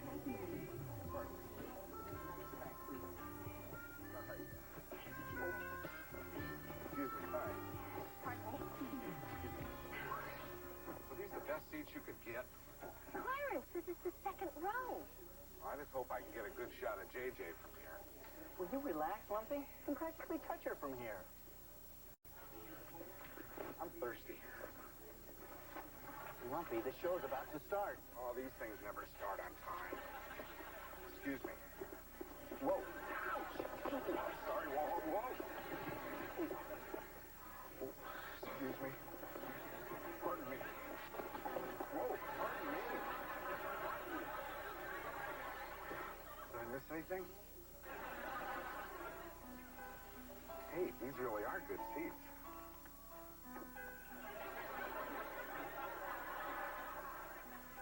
Long ago, far away, in a magical kingdom, Princess Aurora was born, skinny, Stefan, and fair queen. From near and far, people came bearing gifts, including me, her fairy godmother. Thanks, Clarence. Now I can't think. Okay, Melissa. Well, Queen Stefan, I was quite upset at not receiving an invitation, so I brought my own little surprise, a golden thimble. We'll cast a spell and touch upon her 15th birthday. Touch the spindle, Aurora. It will bring you eternal happiness.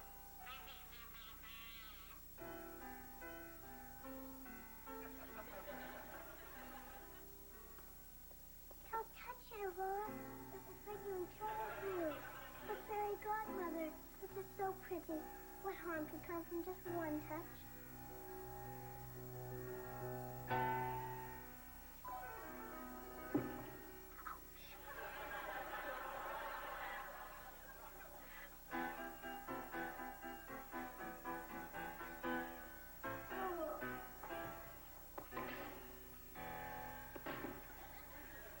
This is it. Oh, fair maiden, at last I have found you. Here I am too late. My life will never be complete without you. Sleeping Beauty. I just hope she doesn't slug him in front of all these witnesses. Come on, Dad. Kiss me. Don't worry. I won't pop you again. Too scary. I couldn't go before. Especially for our parents. Come on.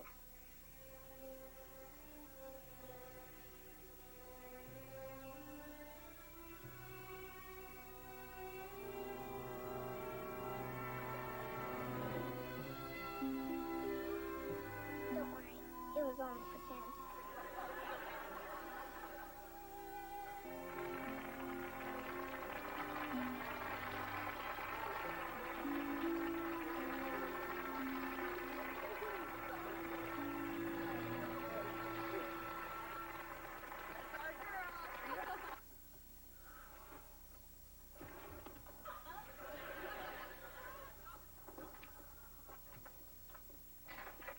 Mom's not home yet, huh, Beaver? Not yet. You worried too? Oh, no, I always walk around the street at 1:30 in the morning. Come on. I don't want her to know we're waiting up for her.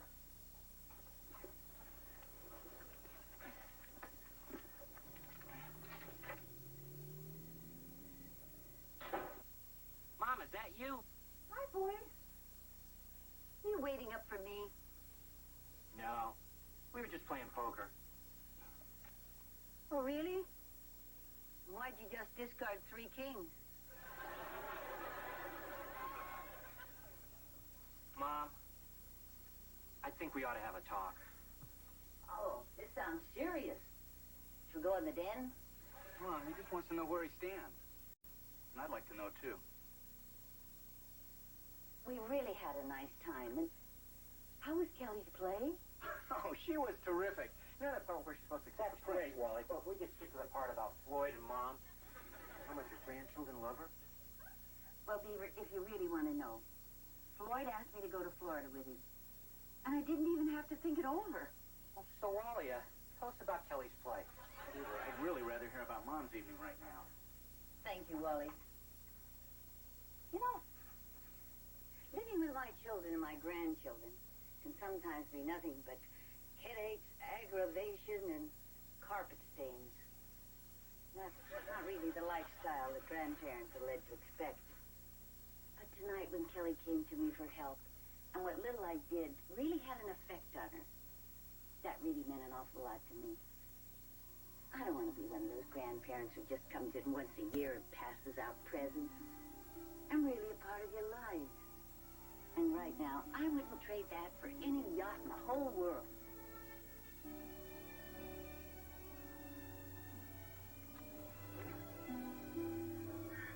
It's been a long, wonderful day. I don't know about you two, but I'm turning in. Oh, not me. I've got to finish scouring the oven. What's wrong, Mom? I don't have the heart to tell him. It's a self-cleaning oven.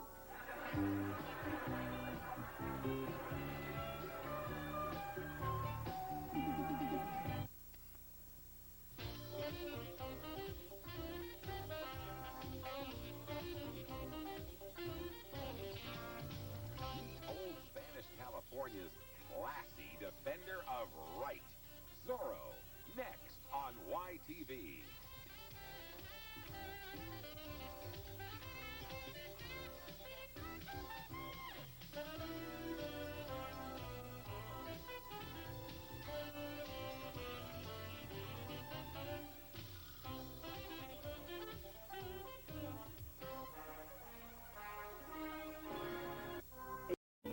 One thing that never seems to change from generation to generation is the desire to belong.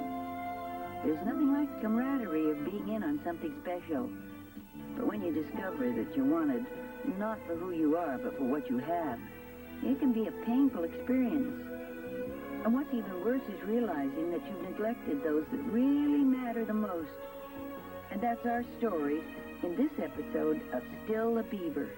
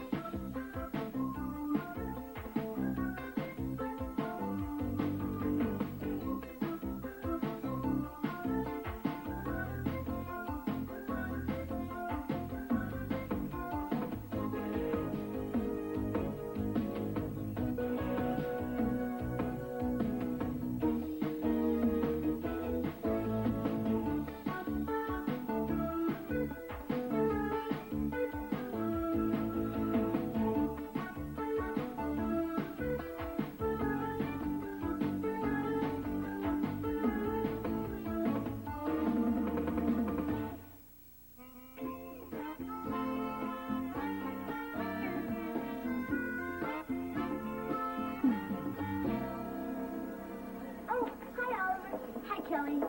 Oh, Kelly, have you seen Kip around? We're supposed to go to Neptune's restaurant and make faces at the live lobsters. I haven't seen him since the fire drill, when he was trying to stop Barry Haskell from making siren noises. Look, Ollie, I'm in a jam. I've got Junior Chipmunk meetings for the whole week. And now I'm supposed to build this diorama with dinosaurs and junk. Dinosaurs? You lucky dog. I gotta memorize poems by a dead guy. Some luck. I know less about dinosaurs than I know about Roman numerals. Oh, dinosaurs are easy. The only tricky part is saying their names without spitting. Look, Ollie, maybe you can help me build a diorama, and I'll help you memorize your poems. You got yourself a deal. Thanks, Ollie. I'll be over at B1. That's 6 in Roman numerals, I think. Bye. I'm not going to stand for it. I just wasn't cut out to be an alternate. Hey, Sam, you're just down on co-ed volleyball because Julie Woods beat you up for first string. Hey, not so loud.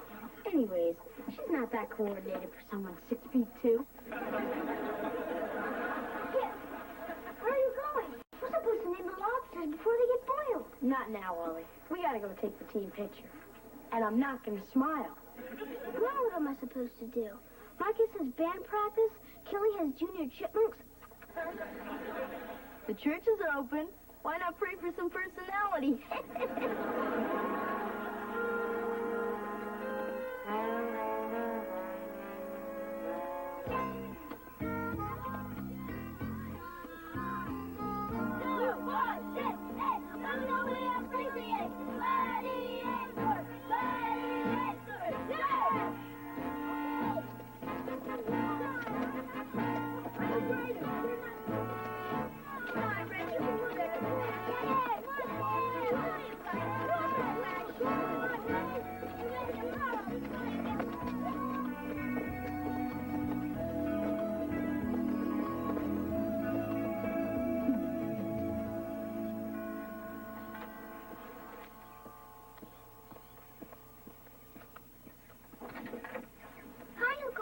Well, hi. Is Ollie home? No, he went out with your grandmother. Something about an emergency trip to the toy store. He was supposed to help me with my diorama today. Oh, well, I guess I could help you, but I'm not very good with foreign languages. Get it? Diorama, foreign languages? Never mind. I'll come back later. Arrivederci. I still don't think you have the makings of a real gladiator. Well, I bought the uniform. Clothes don't make the man, Cleaver. Yeah, right. Yeah. I'm letting you use our garage as a clubhouse. That helps. Being a gladiator is more than that. It's a way of life. We're always together. Right? Right. Yeah. We stand up for each other. Yeah. That's what I want. Some guys who'll stick by me. Oliver, I've been waiting for you. Kelly, what are you doing here? This is secret stuff. But you were supposed to be helping me with my diorama today. I can't now. This is much more important. It's my destiny.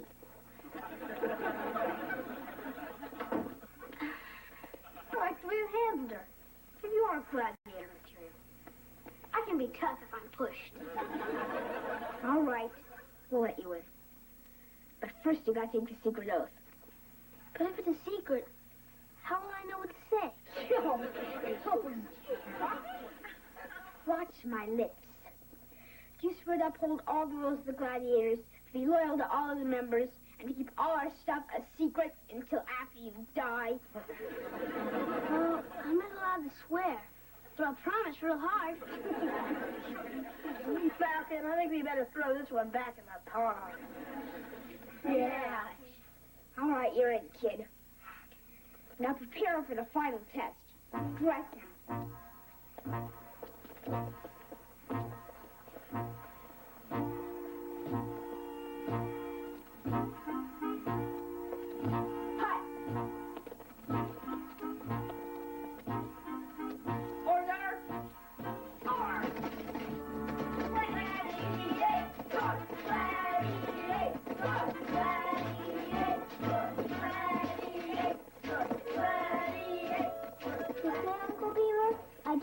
Santa's having his brainwash?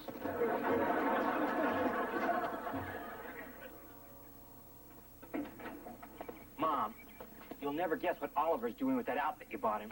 He does look good in it, doesn't he? So nice to see boys in uniform again. Mom, he's joined a band of junior terrorists. They're out in the garage chanting. Oh, I wouldn't worry about it. I think that's the way the Beatles got started. I don't like it.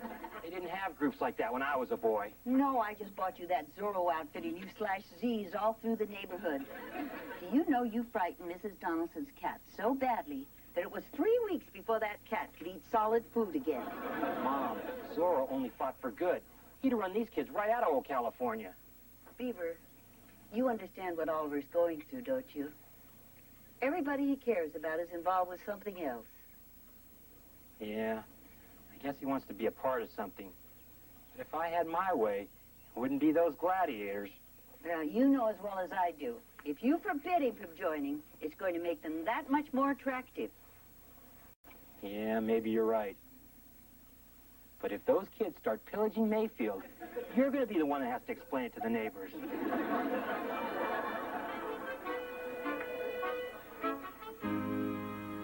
Okay, now give me that orange and yellow thing. We'll put it right here in the lake.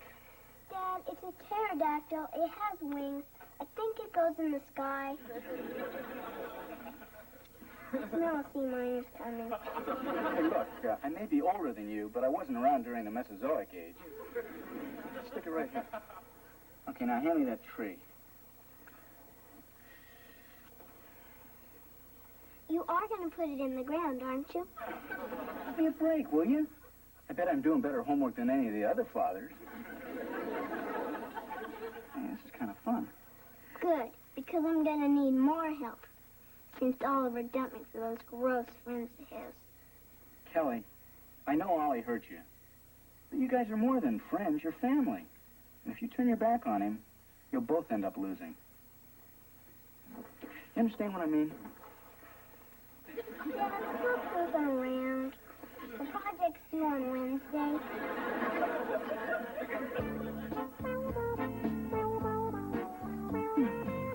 Today's the big day, Ollie. We're gonna teach you how to chicken fight. Yeah. So soon? Don't you think I should read up on it first? There's nothing to it. You just follow the gladiator's motto. Hit the other guy back before he's had a chance to hit you first. Keep easy. Good one, Malcolm.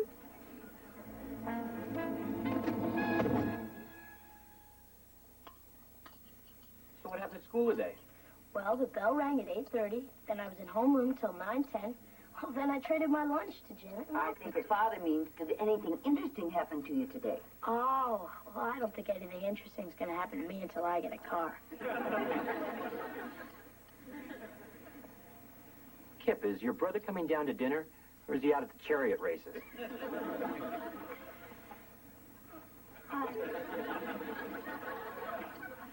Well, greetings, humanoid. I hope you come in peace and enjoy rump roast. Oliver, I thought you were a gladiator. Oh, I am. But a guy's got to start thinking of his future. Oh, well, that's nice, dear. But on our planet, we don't wear space helmets at the dinner table. But I can't take it off. It's against Federation rules. Oliver, you heard what your grandmother said. Take off the helmet. Oliver?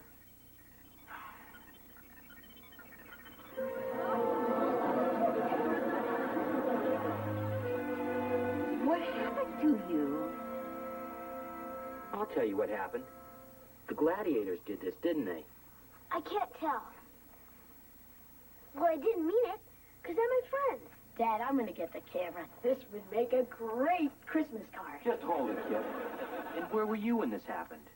Don't blame me. I was nowhere near him at the time. Yeah, well, maybe you should have been. He's your little brother, and it's your responsibility to help protect him. I can take care of myself, Dad. Not by the looks of it. We're going to have a little talk about your extracurricular activities. Look, there's plenty of time to discuss this later. Come on, I want to put some ice on that eye. Grandma, I'm hungry. Kip, I know it's not cool to hang around your little brother, but he does look up to you, and he needs you to be a good influence. hard for a guy to be a good influence when his best friend is Freddie Haskell. There. Swelling's going down already. I think the worst is over. Yeah, I don't think the worst is going to be over until Dad finishes punishing me. Maybe your father was right. If I hadn't bought that costume, none of this would have happened. But it really was an accident. I like being a gladiator. Dad, what are you doing? I'm throwing this junk out once and for all. But Dad, if I don't have that stuff, I can't be a gladiator. Exactly.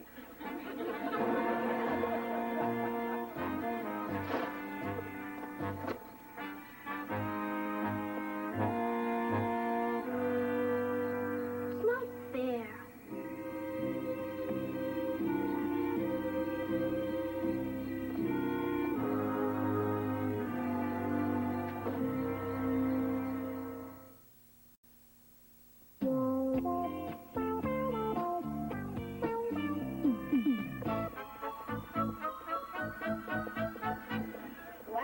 Some shiny you got there, Ollie. That's no big deal. And it got us as a science quiz, because the teacher explained on the whole period how you get one. Great scam. You don't forget, Beef and Chicken Fight Championship. Yeah, I can't wait. Malcolm, is it okay if I borrow your battle gear when it's my turn? What happened to yours? Oh, nothing. My dad sort of threw it out when he saw my black eye. You didn't squeal on a fellow gladiator, did you? Nah. I've seen enough movies to know what happens to prisoners who tattle. So I'll just come to the park and watch you guys. Green on. If you don't got your stuff, you can't be in the club. See you around.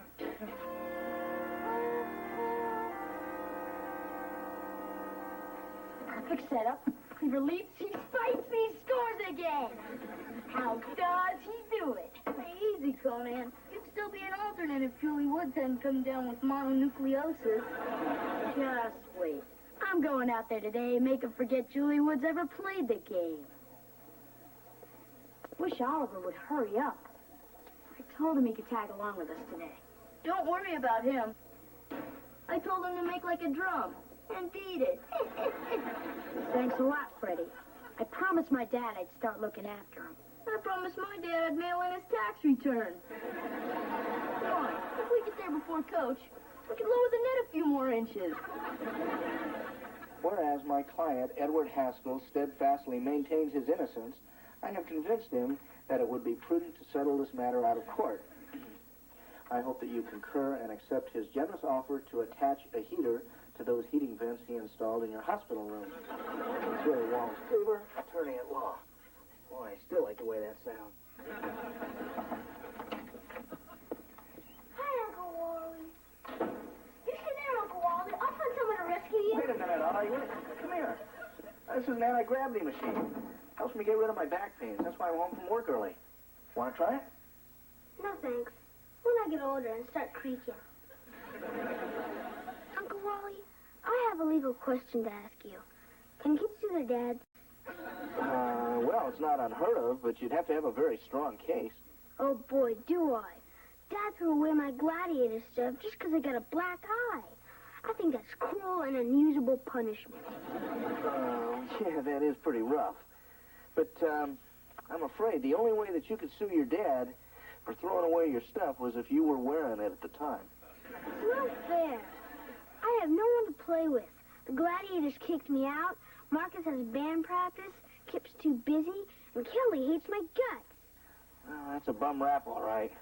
But, I have a hunch that if you apologize to Kelly, she might change her opinion of your guts.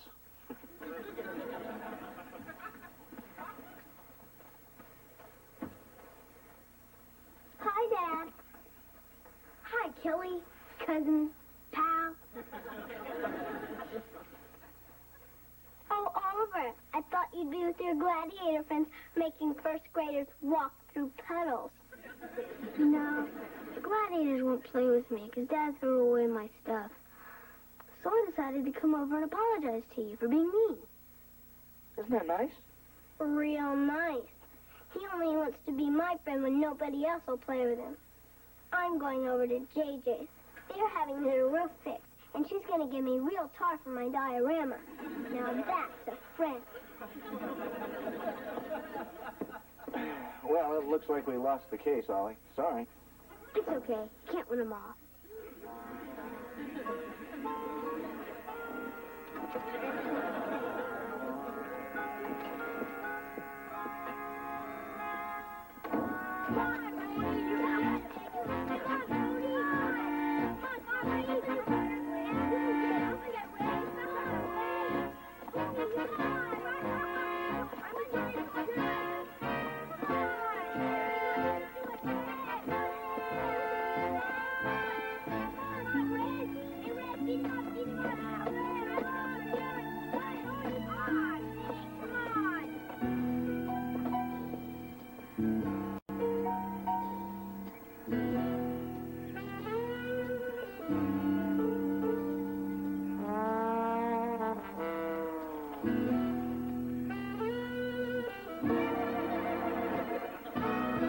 What are you doing out here, Oliver?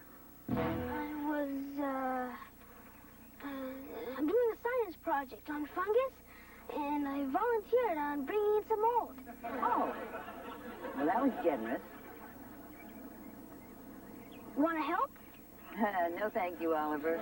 The only molds I'm good with are cakes and jellos. Well, good luck. Thanks, Grandma.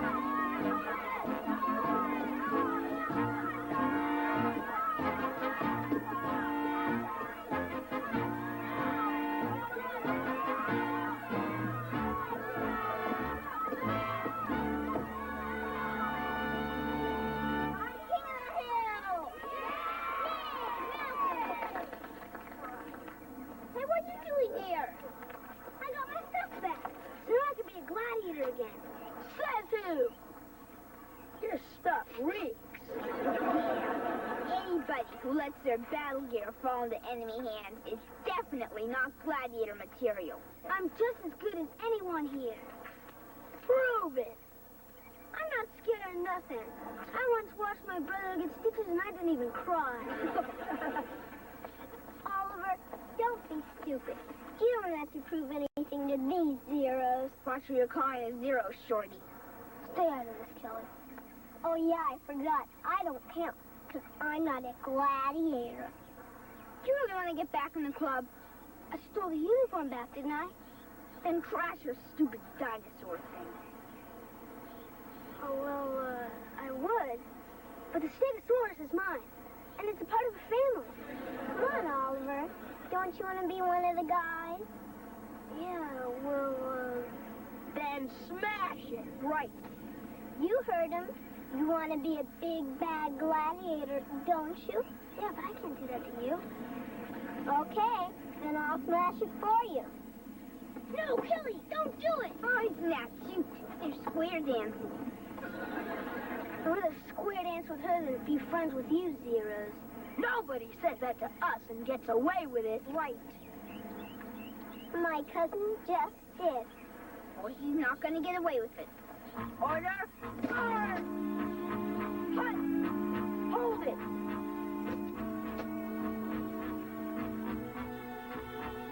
If you want to get to them, you'll have to go through me first. Okay. I don't believe this. What are we going to do with you guys? Kelly, how am I going to explain this to your mother? You could tell her it's an art project. Dad, can I say something? Why not? Somebody in your position has nothing to lose. I think a lot of this is your fault. My fault? Tell me, Kip, just how hard did that guy hit you? No. See, All during volleyball practice today, I kept missing easy spikes and setups. And I finally had to admit the reason why.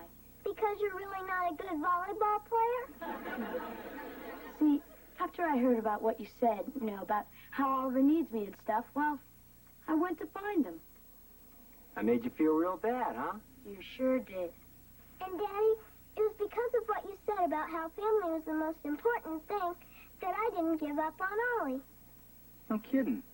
You felt bad too, huh? Looks like I'm the only one who's still in trouble. I knew stealing my stuff back was wrong.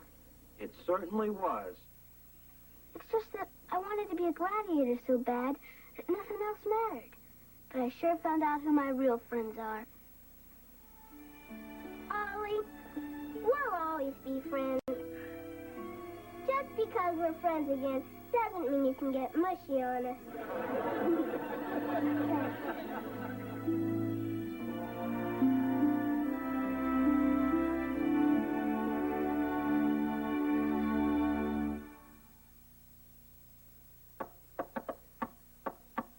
Come on in, Eddie. Good afternoon, sir. It's a rare treat indeed to share the secret of your youthful appearance. Shouldn't you be your father? Well, he sends his regards, but he was detained at an unforeseeable toll booth altercation. Are those the revised hospital blueprints? Yes, sir. And my father's convinced that these documents will allow him to remain a free man. I'll try, but I'm only human. Well, goodbye, sir. Yeah, bye, Freddie. Hey, Freddie. Is my check in the envelope? Well, ordinarily it would be, but the tellers at my father's bank are on strike. And in support of their cause, he's refusing to use the facilities. Do you believe that, sir? Not in the least. I told him you would. Good day, sir.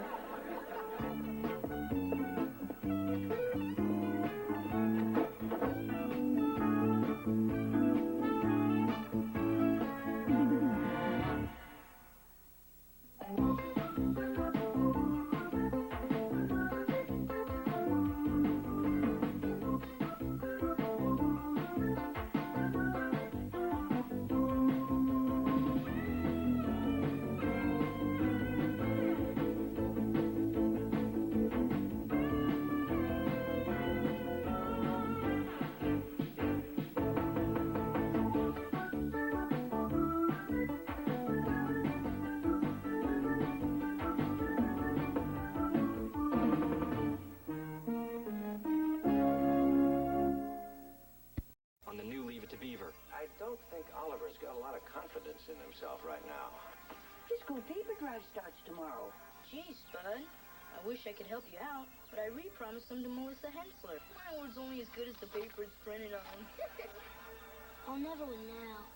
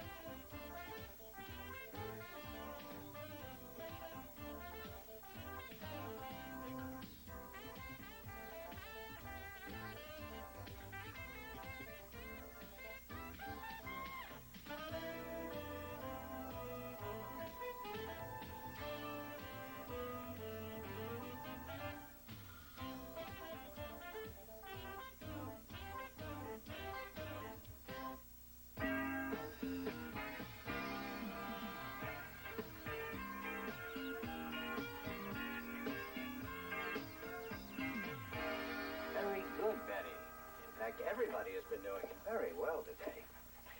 All right, Peggy, your word is notice. Now take your time. Notice. N-O-T-I-C-E. That's correct, of course. Did you notice that dress in the window? Thank you, Peggy. It's only a spelling bee. You don't have to use the word in a sentence. Time before E, except after C. 30 days, half September. Be quiet, Ollie. Don't mess with my concentration. Marcus, your word is special. Special. Let me see. S-P-E-C-I-A-L. Then it's either S or C. Marcus, we're waiting. S-P-E-C-I-A-L. Excellent, Marcus. I'm very impressed. Well, got through the whole class today without missing a single word. You forgot me. Oh, I'm sorry, Oliver. It's my mistake. Okay, well, your word is weird. Couldn't you tell me a little more about the word? Just spell the word, Oliver. Weird. Weird. I before E, except after C. W-I-E-R-D. No, Oliver. It's W-E-I-R-D. But what about the rule? There are some exceptions.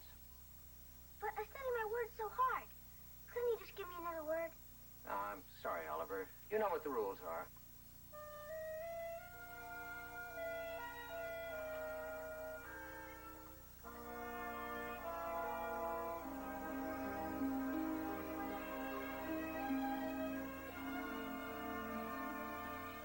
Dad, you don't need to go to parent-teacher night.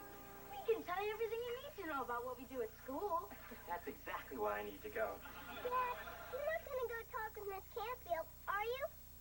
Oh, I thought I'd sneak out to the playground and see if I can still make it to the top of the jungle gym.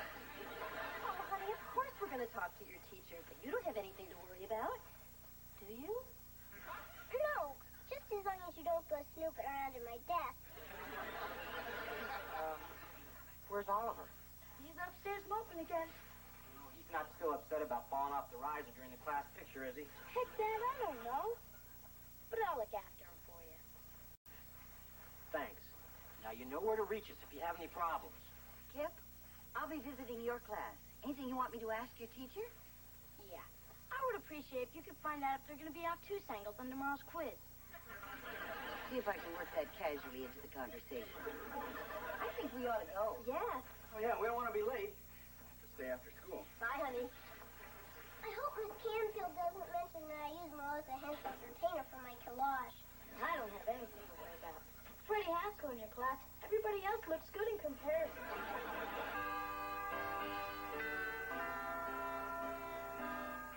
Hey, Marcia! How you been? Remember me, Eddie Haskell? Good memory. Well, Eddie, people tend to remember when you don't drive them home from the prom. Isn't this the greatest? All the guys together again at school. Maybe so, Rich.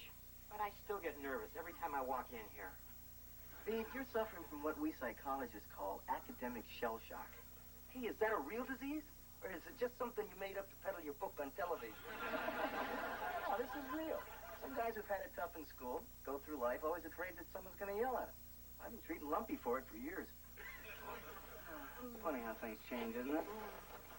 You know, we were in the same science class for a whole semester, but I never paid attention to you. We even dissected a crayfish together. Yeah, I never really noticed you until you came back from that spring vacation in Fort Lauderdale. You were all tan and wearing that little white dress with a little heel on your shoulder. Well, he didn't have any moisturizer then. I remember. I saw you standing here right next to your locker. You were opening it, and I just stared. I remember thinking, that is the most beautiful girl I've ever seen in my entire life. Oh. You know, I bet I even remember the combination to your locker. Really? Yeah. Well, there are some things a man never forgets. Well, I guess once in love, always in love. Is there ever any doubt? You just opened Julie Foster's old locker.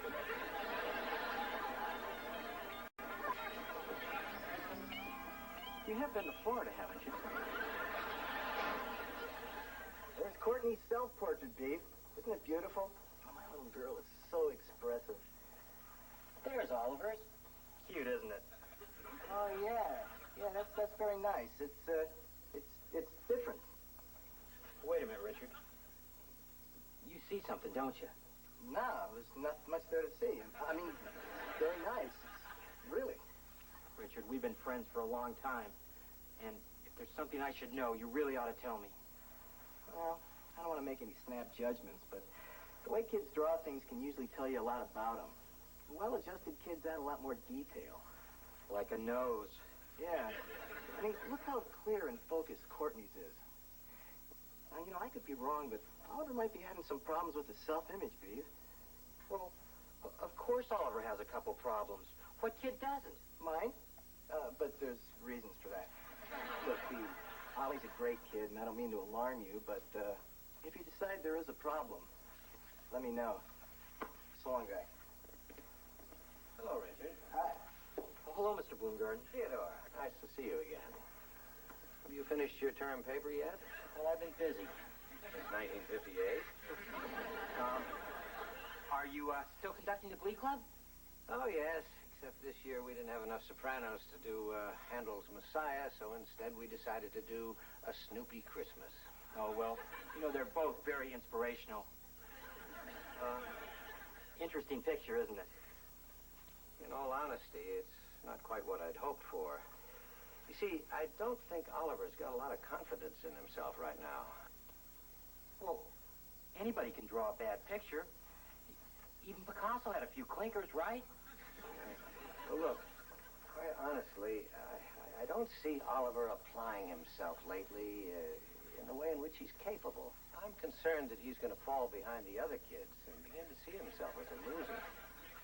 Oh, I sure wouldn't want that to happen. Neither would I. He's such a good boy. So, I think if you'll just give him some small, realistic goals, he'll accomplish them and feel better about himself. Thanks, Mr. Bloomgarden. That's good advice as usual. One other thing. I was just curious. Courtney Rickover is she pretty well adjusted? Yeah.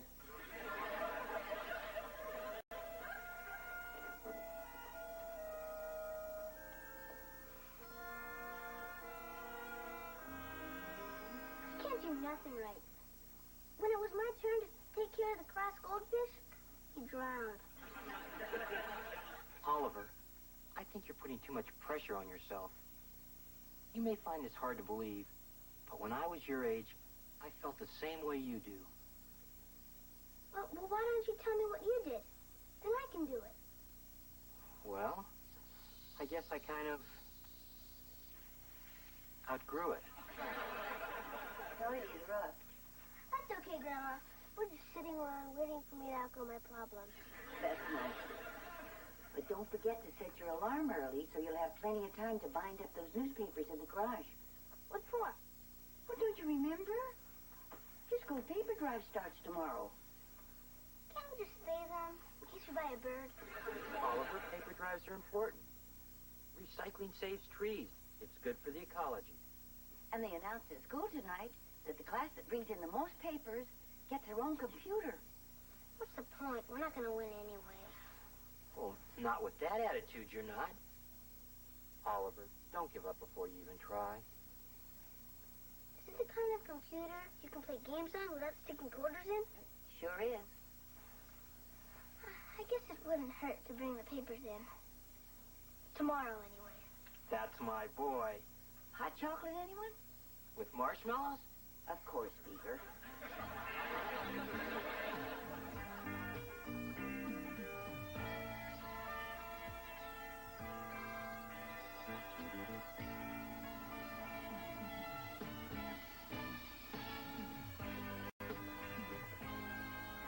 Did you have to go to parent-teacher night? Sure did. And Mr. Bloomgarden told him that I'm finally living up to my potential. Yeah, I'm not doing so great either. Well, how about this? I think we may all be enjoying a new computer soon. It seems that our class is now in first place in the paper drive. And the student who's brought in the most papers is Oliver Cleaver. This Oliver Cleaver? You bet. This is nothing. Tomorrow, I'm going to bring in so many papers to the school, there won't be enough room for students.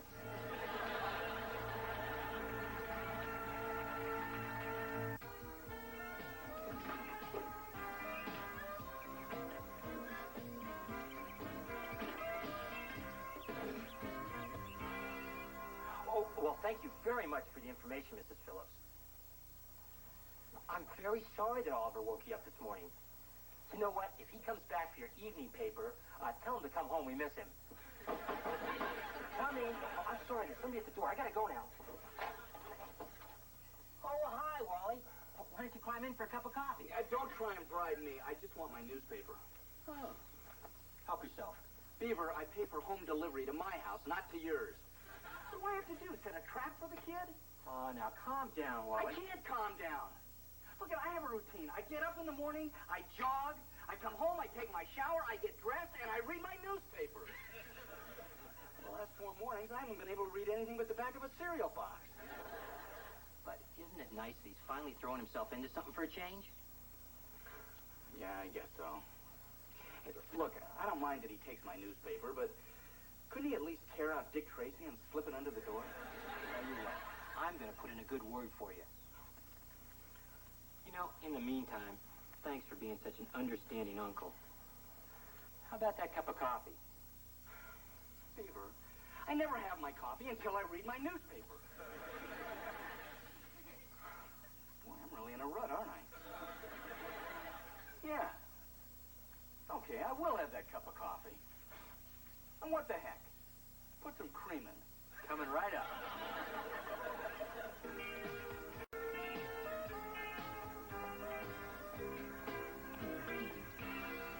Hi, Freddie. Keep it down, Squirt. I'm right in the middle of a real juicy Dear Abby. Boy, I'm sure glad she's not my mom. Now, what can I do you for? Oh, nothing.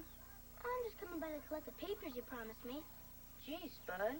I wish I could help you out, but I re-promised them to Melissa Hensler. But you gave me your word. My word's only as good as the paper it's printed on. You can't help Melissa. Her class is the only one that can get us for the prize. You might as well sell your wagons for scrap, because she's giving away free passes to Romance Movie Theater for every bunch of papers you give her. Now what am I going to do? Give passes to see my dad's office? Hey, don't look at me like that. This whole thing's your fault. What did I do? You trusted me. Yeah, I guess I did. I'll never win now. Now I feel bad. It'll pass. Oliver, you can't quit the paper drive now. You're our only hope of winning that computer. Forget it. The only way we're going to win is if Melissa transfers into our class. But then that wouldn't be worth it, because we'd all get cooties. That Melissa has no shame. She's standing in front of the school trading movie tickets for kids' newspapers. Ollie, I hope you crunch her. Don't get your hopes up. Oliver's backing out. He's going belly up, just like our class's goldfish. That's true. It's okay, Kelly. I probably wouldn't have won anyway. Ollie, you can't back out. You're a Beaver, not a quitter. You can do it, Ollie. Anybody who can eat a whole lunch in 3 minutes can do anything. So what's it gonna be, Ollie? Say, Ollie, since you can't possibly win by tomorrow's deadline, you might as well trade me your papers for a pass to the movies. You better keep those tickets for yourself, Melissa. Because when my class wins tomorrow, you're gonna need a dark place to hide. You don't scare me, Carrot Head. You'll never have enough papers to beat me by tomorrow morning. Even if you stayed up all night. I'll bring in more papers than you. Even if I have to stay up 2 nights.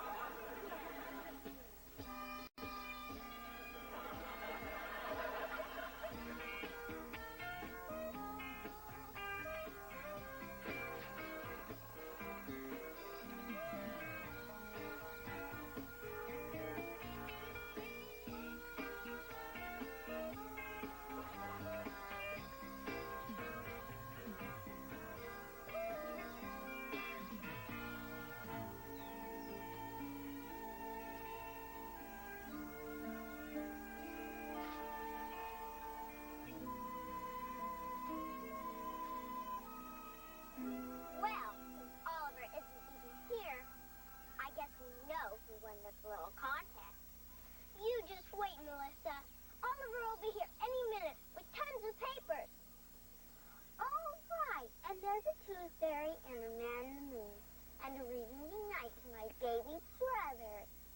Oliver's got 2 more minutes. He'll come. Won't he? Can I have your attention? As we're running short of time, I want you room captains to thank everybody for doing such a wonderful job in making our paper drive such a huge success.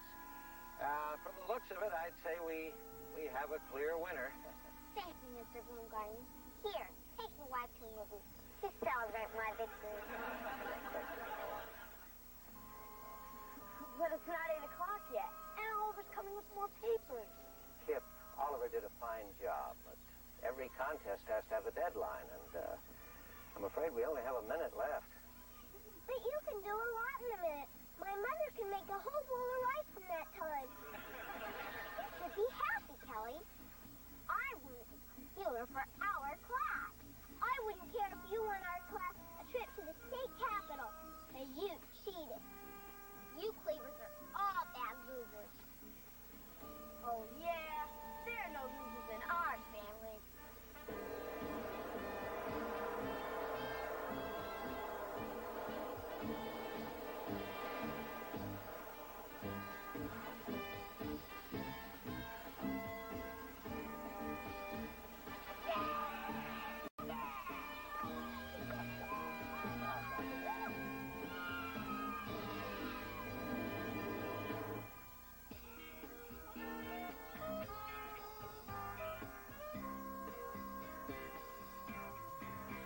Hold up there, champ. Just baked you some victory cookies. No time, Grandma. I gotta get back out there and collect some more papers. But the paper drive's over. I know. But I'm gonna get a head start for next year so no one will catch me. Especially that lizard, Melissa. Oliver, you know there are other challenges in life besides the paper drive. Like what? Well, like school, sports, scouting. Yeah, but there's none that I'm gonna be as good at. But if you put even half the effort that you put toward that paper drive into anything else, I know you'd do very well. You really think so? Well, you never know unless you try. Grandma, those cookies sure smell good. Well, that's what I just said. You'll never know unless you try.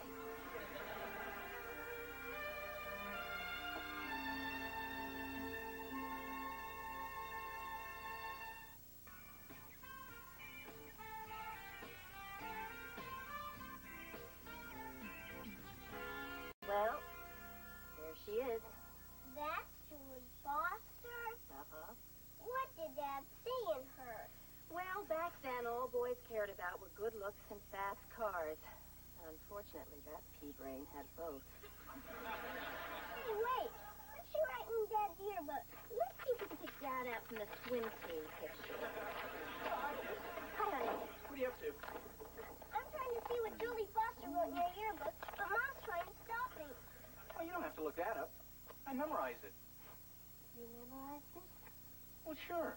How could I forget it? Dearest Wally, it's never been a secret how much I care for you. I flunked English this year just because you sat next to me. She never was too bright.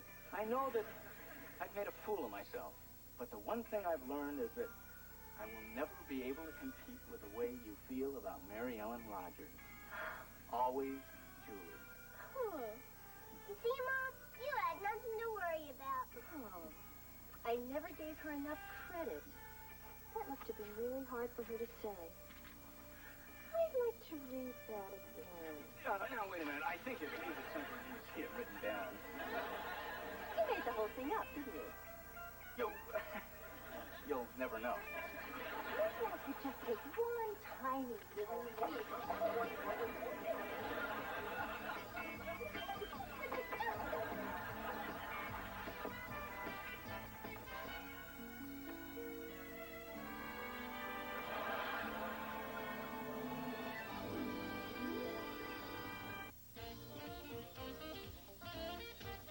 Into orbit around a deadly space probe, the Alphans must save their moon and Earth from ancient foes on the fabulous Space 1999. Saturday afternoon at 4:30 here on YTV.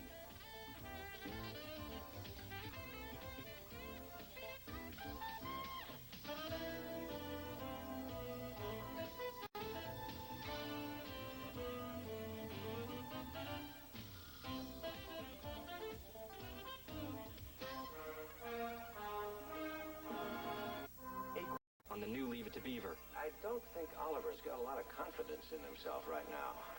His school paper drive starts tomorrow. Gee, Spud. I wish I could help you out, but I re-promised them to Melissa Hensler. My word's only as good as the paper it's printed on. I'll never win now.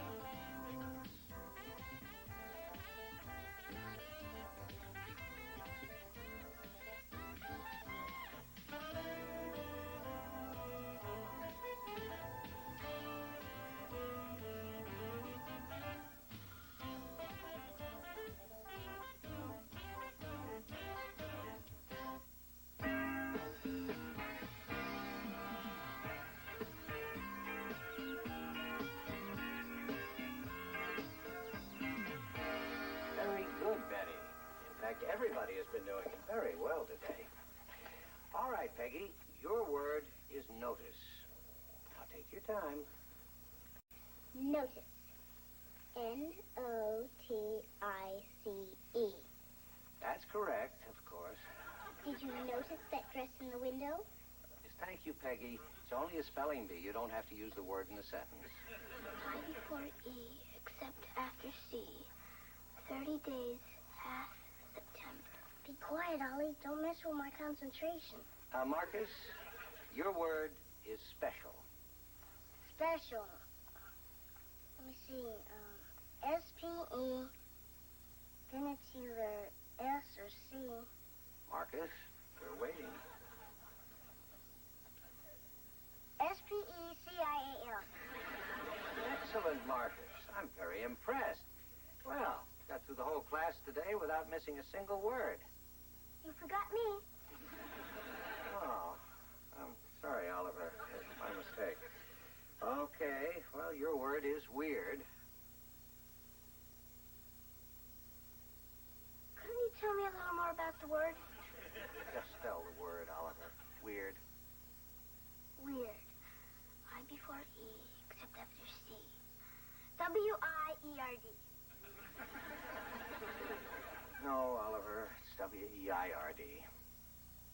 But what about the rule? There are some exceptions. But I study my words so hard. Couldn't you just give me another word? I'm sorry, Oliver. You know what the rules are.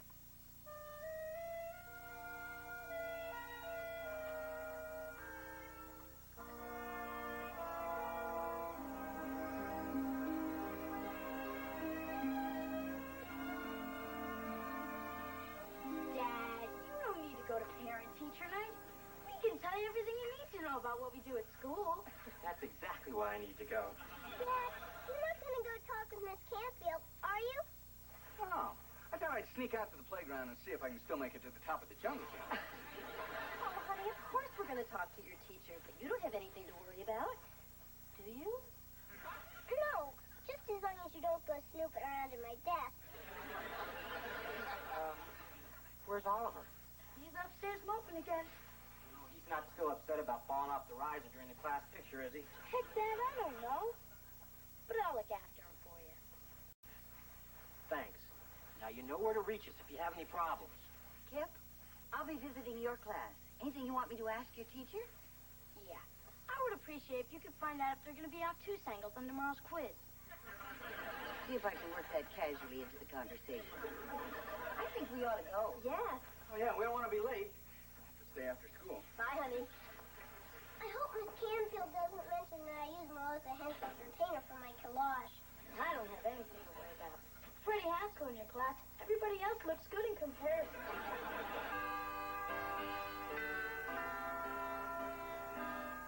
Hey, Marcia, how you been? Remember me, Eddie Haskell? Good memory. Well, Eddie, people tend to remember when you don't drive them home from the prom. Isn't this the greatest? All the guys together again at school. Maybe so, Rich. But I still get nervous every time I walk in here. Beaver, you're suffering from what we psychologists call academic shell shock. Hey, is that a real disease? Or is it just something you made up to peddle your book on television? No, this is real. Some guys who've had it tough in school go through life always afraid that someone's going to yell at them. I've been treating Lumpy for it for years. It's funny how things change, isn't it? You know, we were in the same science class for a whole semester, but I never paid attention to you. We even dissected a crayfish together. Yeah, I never really noticed you until you came back from that spring vacation in Fort Lauderdale. You were all tan and wearing that little white dress with a little peel on your shoulder. Well, they didn't have any moisturizer then. I remember. I saw you standing here right next to your locker. You were opening it, and I just stared. I remember thinking, that is the most beautiful girl I've ever seen in my entire life. Oh.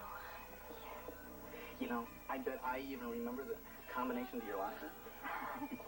Really? Yeah. Well, there are some things a man never forgets.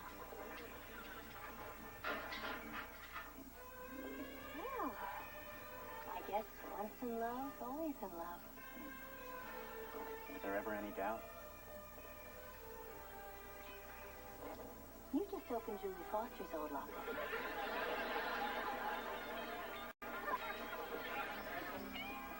You have been to Florida, haven't you? There's Courtney's self-portrait, Beaver. Isn't it beautiful? Oh, my little girl is so expressive. There's Oliver's. Cute, isn't it? Oh, yeah.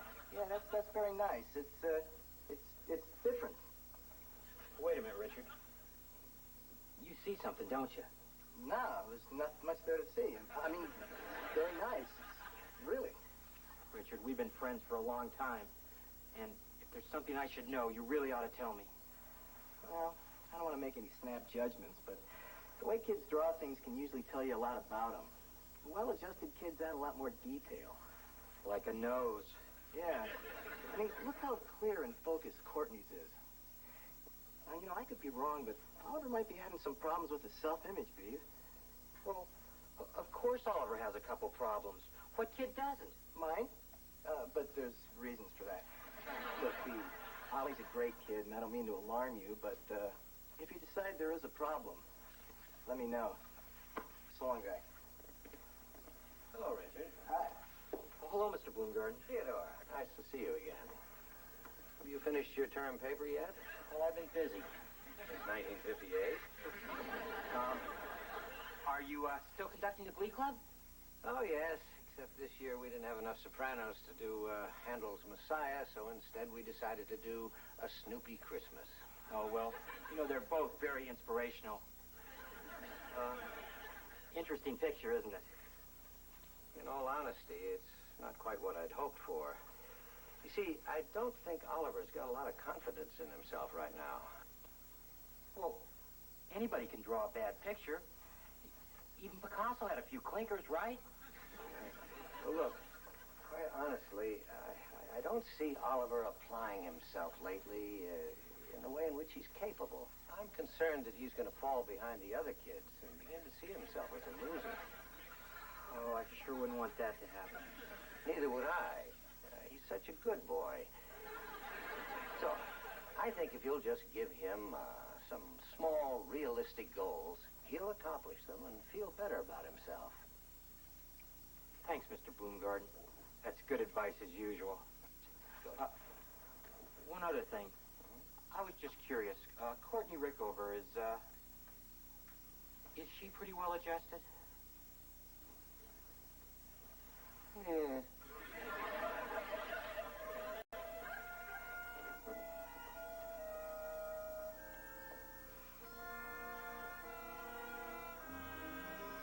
Can't do nothing right.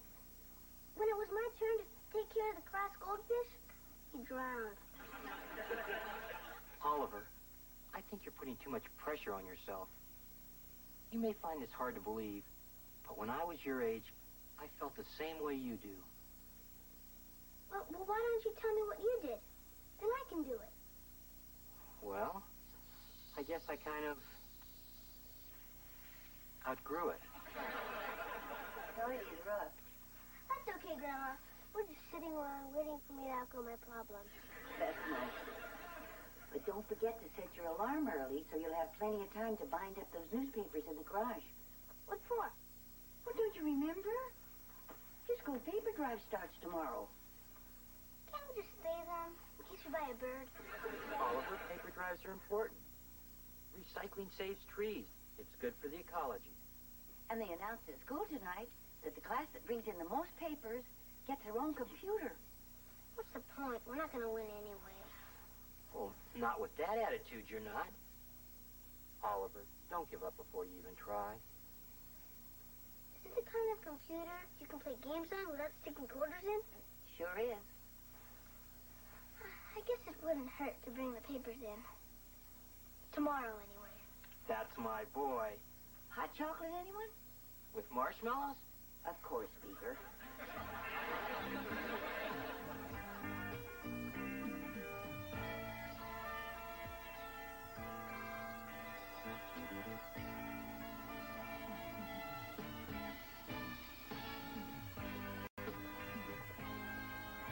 Did your folks go to parent-teacher night?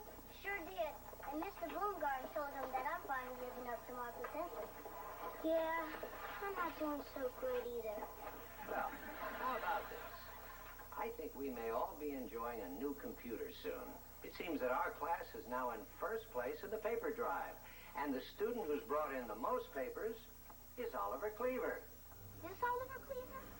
You bet. This is nothing. Tomorrow, I'm going to bring in so many papers to the school, there won't be enough room for students.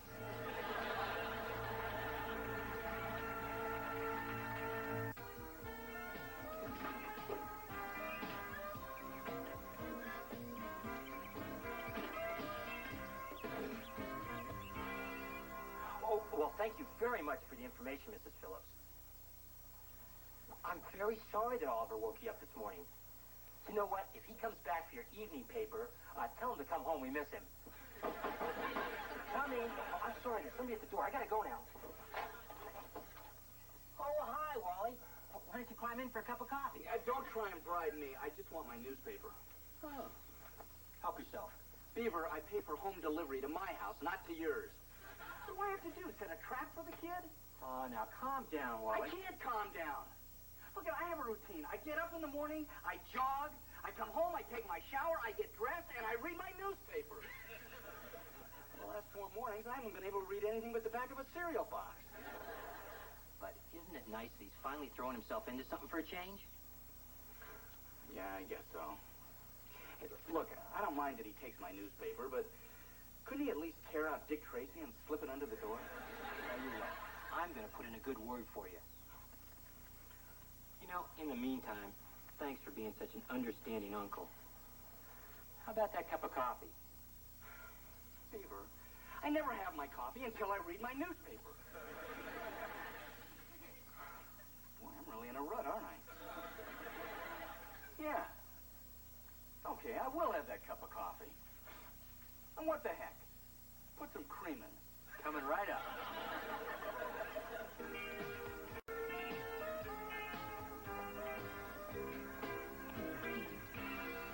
Hi, Freddie. Keep it down, Squirt. I'm right in the middle of a real juicy Dear Abby. Boy, I'm sure glad she's not my mom. Now, what can I do you for? Oh, nothing. I'm just coming by to collect the papers you promised me. Gee, Spud. I wish I could help you out, but I re-promised them to Melissa Hensler. But you gave me your word. My word's only as good as the paper it's printed on. You can't help Melissa. Her class is the only one that can catch us for the prize. You might as well sell your wagons for scraps, because she's giving away free passes to Romance Movie Theater for every bunch of papers you give her. Now what am I going to do? Give passes to see my dad's office? Hey, don't look at me like that. This whole thing's your fault. What did I do? You trusted me. Yeah, I guess I did. I'll never win now. Now I feel bad. It'll pass. Oliver, you can't quit the paper drive now. Your only hope is winning that computer. Forget it. The only way we're we're going to win if Melissa transfers into our class. But then that wouldn't be worth it, because we'd all get cooties. That Melissa has no shame. She's standing in front of the school trading movie tickets for kids' newspapers. Ollie, I hope you crunch her. Don't get your hopes up. Oliver's backing out. He's going belly up, just like our class's goldfish. That's true. It's okay, Kelly. I probably wouldn't have won anyway. Ollie, you can't back out. You're a Beaver, not a quitter. You can do it, Ollie. Anybody who can eat a whole lunch in 3 minutes can do anything. So what's it gonna be, Ollie? Say, Ollie, since you can't possibly win by tomorrow's deadline, you might as well trade me your papers for a pass to the movies. You better keep those tickets for yourself, Melissa. Because when my class wins tomorrow, you're gonna need a dark place to hide. You don't scare me, Carrot Head. You never have enough papers to beat me by tomorrow morning. Even if you stayed up all night. I'll bring in more papers than you. Even if I have to stay up 2 nights.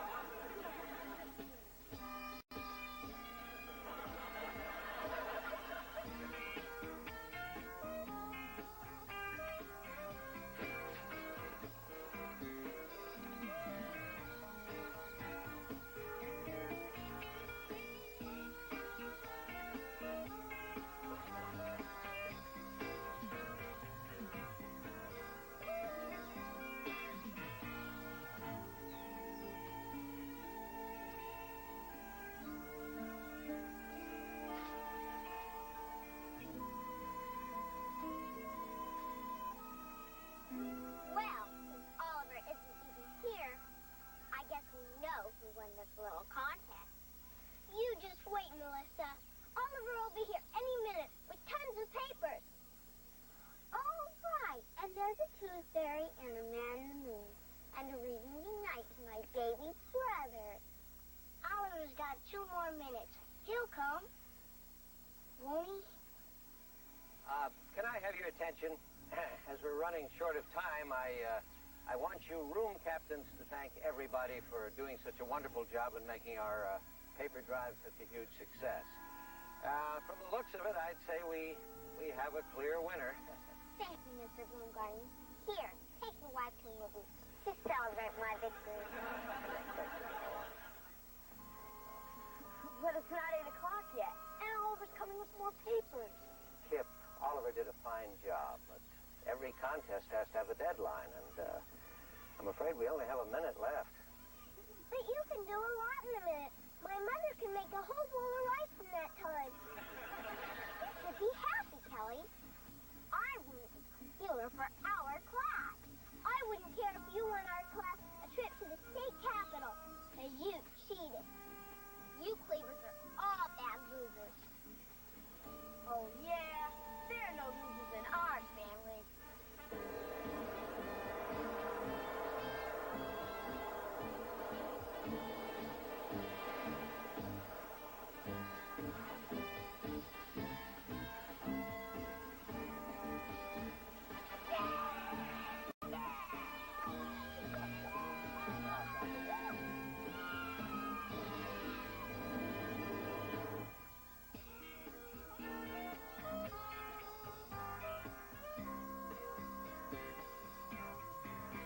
Hold up there, champ. Just baked you some victory cookies. No time, Grandma. I gotta get back out there and collect some more papers. But the paper drive's over. I know. But I'm gonna get a head start for next year so no one will catch me.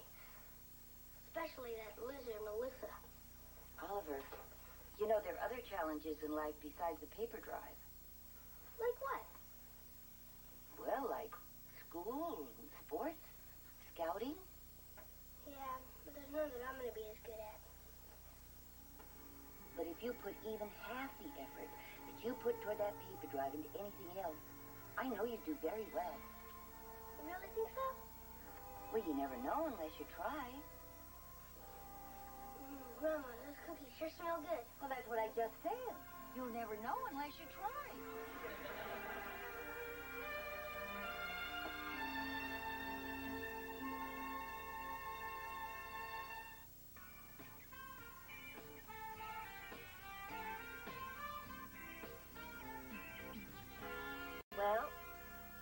she is.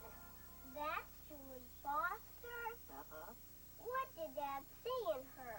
Well, back then, all boys cared about were good looks and fast cars. And unfortunately, that pea-brain had both. Hey, wait. What's she writing in Dad's yearbook? Let's see if we can pick Dad out from the swim team picture. Hi, honey. What are you up to? I'm trying to see what Julie Foster wrote in your yearbook, but Mom's trying to stop me. Well, you don't have to look that up. I memorized it. You memorized it? Well, sure. How could I forget it? Dearest Wally, it's never been a secret how much I care for you. I flunked English this year just because you sat next to me. She never was too bright. I know that I've made a fool of myself, but the one thing I've learned is that I will never be able to compete with the way you feel about Mary Ellen Rogers. Always, Julie. You see, Mom? You had nothing to worry about. Oh, I never gave her enough credit. That must have been really hard for her to say. I'd like to read that again. Now, wait a minute. I think it's easy something you see it written down. You made the whole thing up, didn't you? You'll never know. Maybe I could just take one tiny little look.